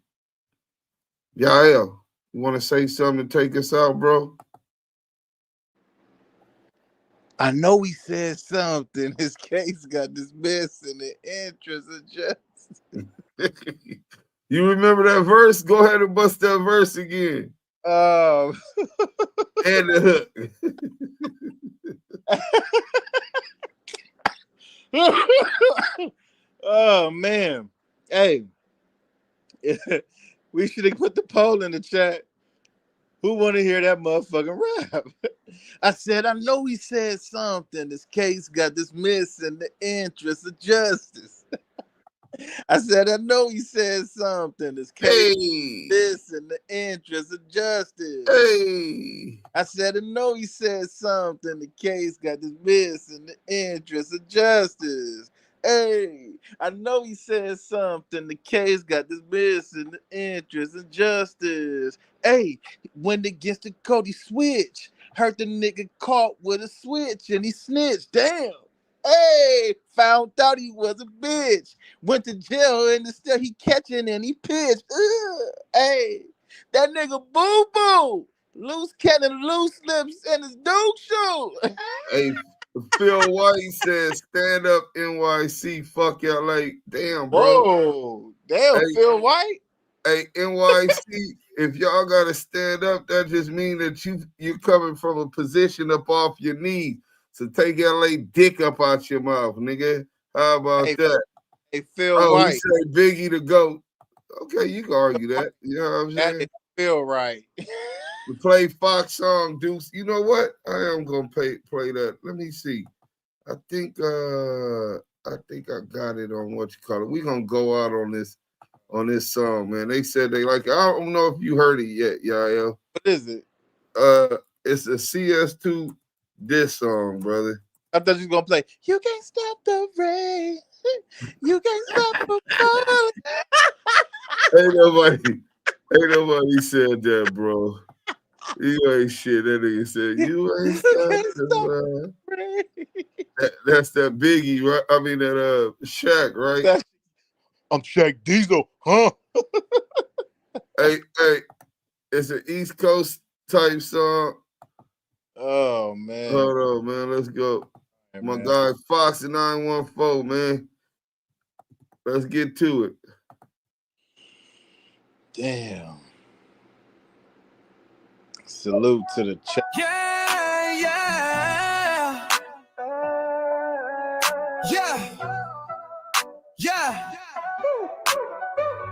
Why you walking, why you talking? Acting gangster, now he jogging. Nigga that felt like he logged in. Fed hit his line, he responded. We don't play with no snitches, we auction them. He went from blood to a blossom. Wrote his name in the dock, he embossed it. Let's go. Like he washed it. Whew. I'm in a coupe with a stick on the nose. Whacked Talk slick, nice switching his clothes. Used to yell out Pyru on the gram, now he texting them folks with a federal tone. Big U got pinched, Brick got hit, Luce got named in the federal script. Whack on the net trying to cleanse his drip, but the feds don't sleep, they print that shit. I ride with snakes that never hiss. You ride with rats that read transcripts. We rich off real, not counterfeit. He talk too much, might plead the fifth. He ain't slimy sweet, yeah. Talking real gangster, but that boy got beat, yeah. See it's 2 in the 5, that's deep, yeah. You either working with him or you get heat, yeah. Pushing that foreign, I'm pushing P still. They pushing plea deals, I push a 3-wheel. He was in red, now he dressed in teal. Phone tap playing, it gave me chills. Main Street Mafia, that's not pretend. Feds got a script and he top of the pen. Talking on Clubhouse like that shit won't spin. Now screenshots and you losing time. They weren't worried about it. Acting gangster, now he jogging. Trust me, cut different. That's what he gave me. Why you walking, why you talking? We don't play with no snitches, we auction them. Backpedal moves, they glossy, huh? Sang to the feds like Ari, huh? Yeah, they moving funny, I smell the switch. Heard your name in Discovery Kids. Lawyer talking, you mumble quick. Used to be thug, now you corporate slick. I don't trust no handshake now. They read transcripts, taking vows. You duck indictments, we duck the crowd. Still rob business through Federal towns. Woo! Walking, talking. Told them don't say my name when the wire starts stalking. We don't do rats, nah. We don't do rats.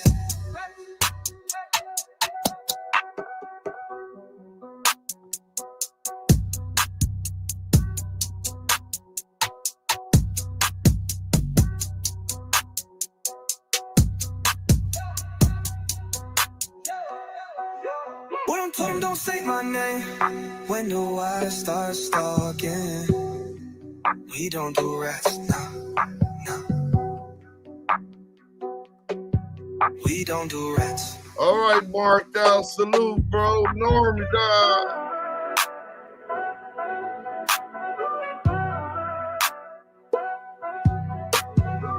Hey, man, once again, shout out my boy Fox 914. We put that together. They said they want to hear it. Y'all requested it. We played it, man. Let them know where they at, y'all. We up out of here. And listen, y'all just sat through 3 hours of hot content with the receipts, man. Salute to everybody on Clubhouse, man. If you tuned in on Clubhouse, salute to everybody on Clubhouse. Salute to the chat on YouTube Live. Y'all already know that's where it's at. And everybody that attended, make sure you like, comment, and subscribe to this content. Again, man, came through with the receipts. Deuce M's, the Don, and Yael, the Keyway pop star, bringing you the receipts with the authentic voices of the culture and the West Coast. Damu Kiwe Conversations. We out.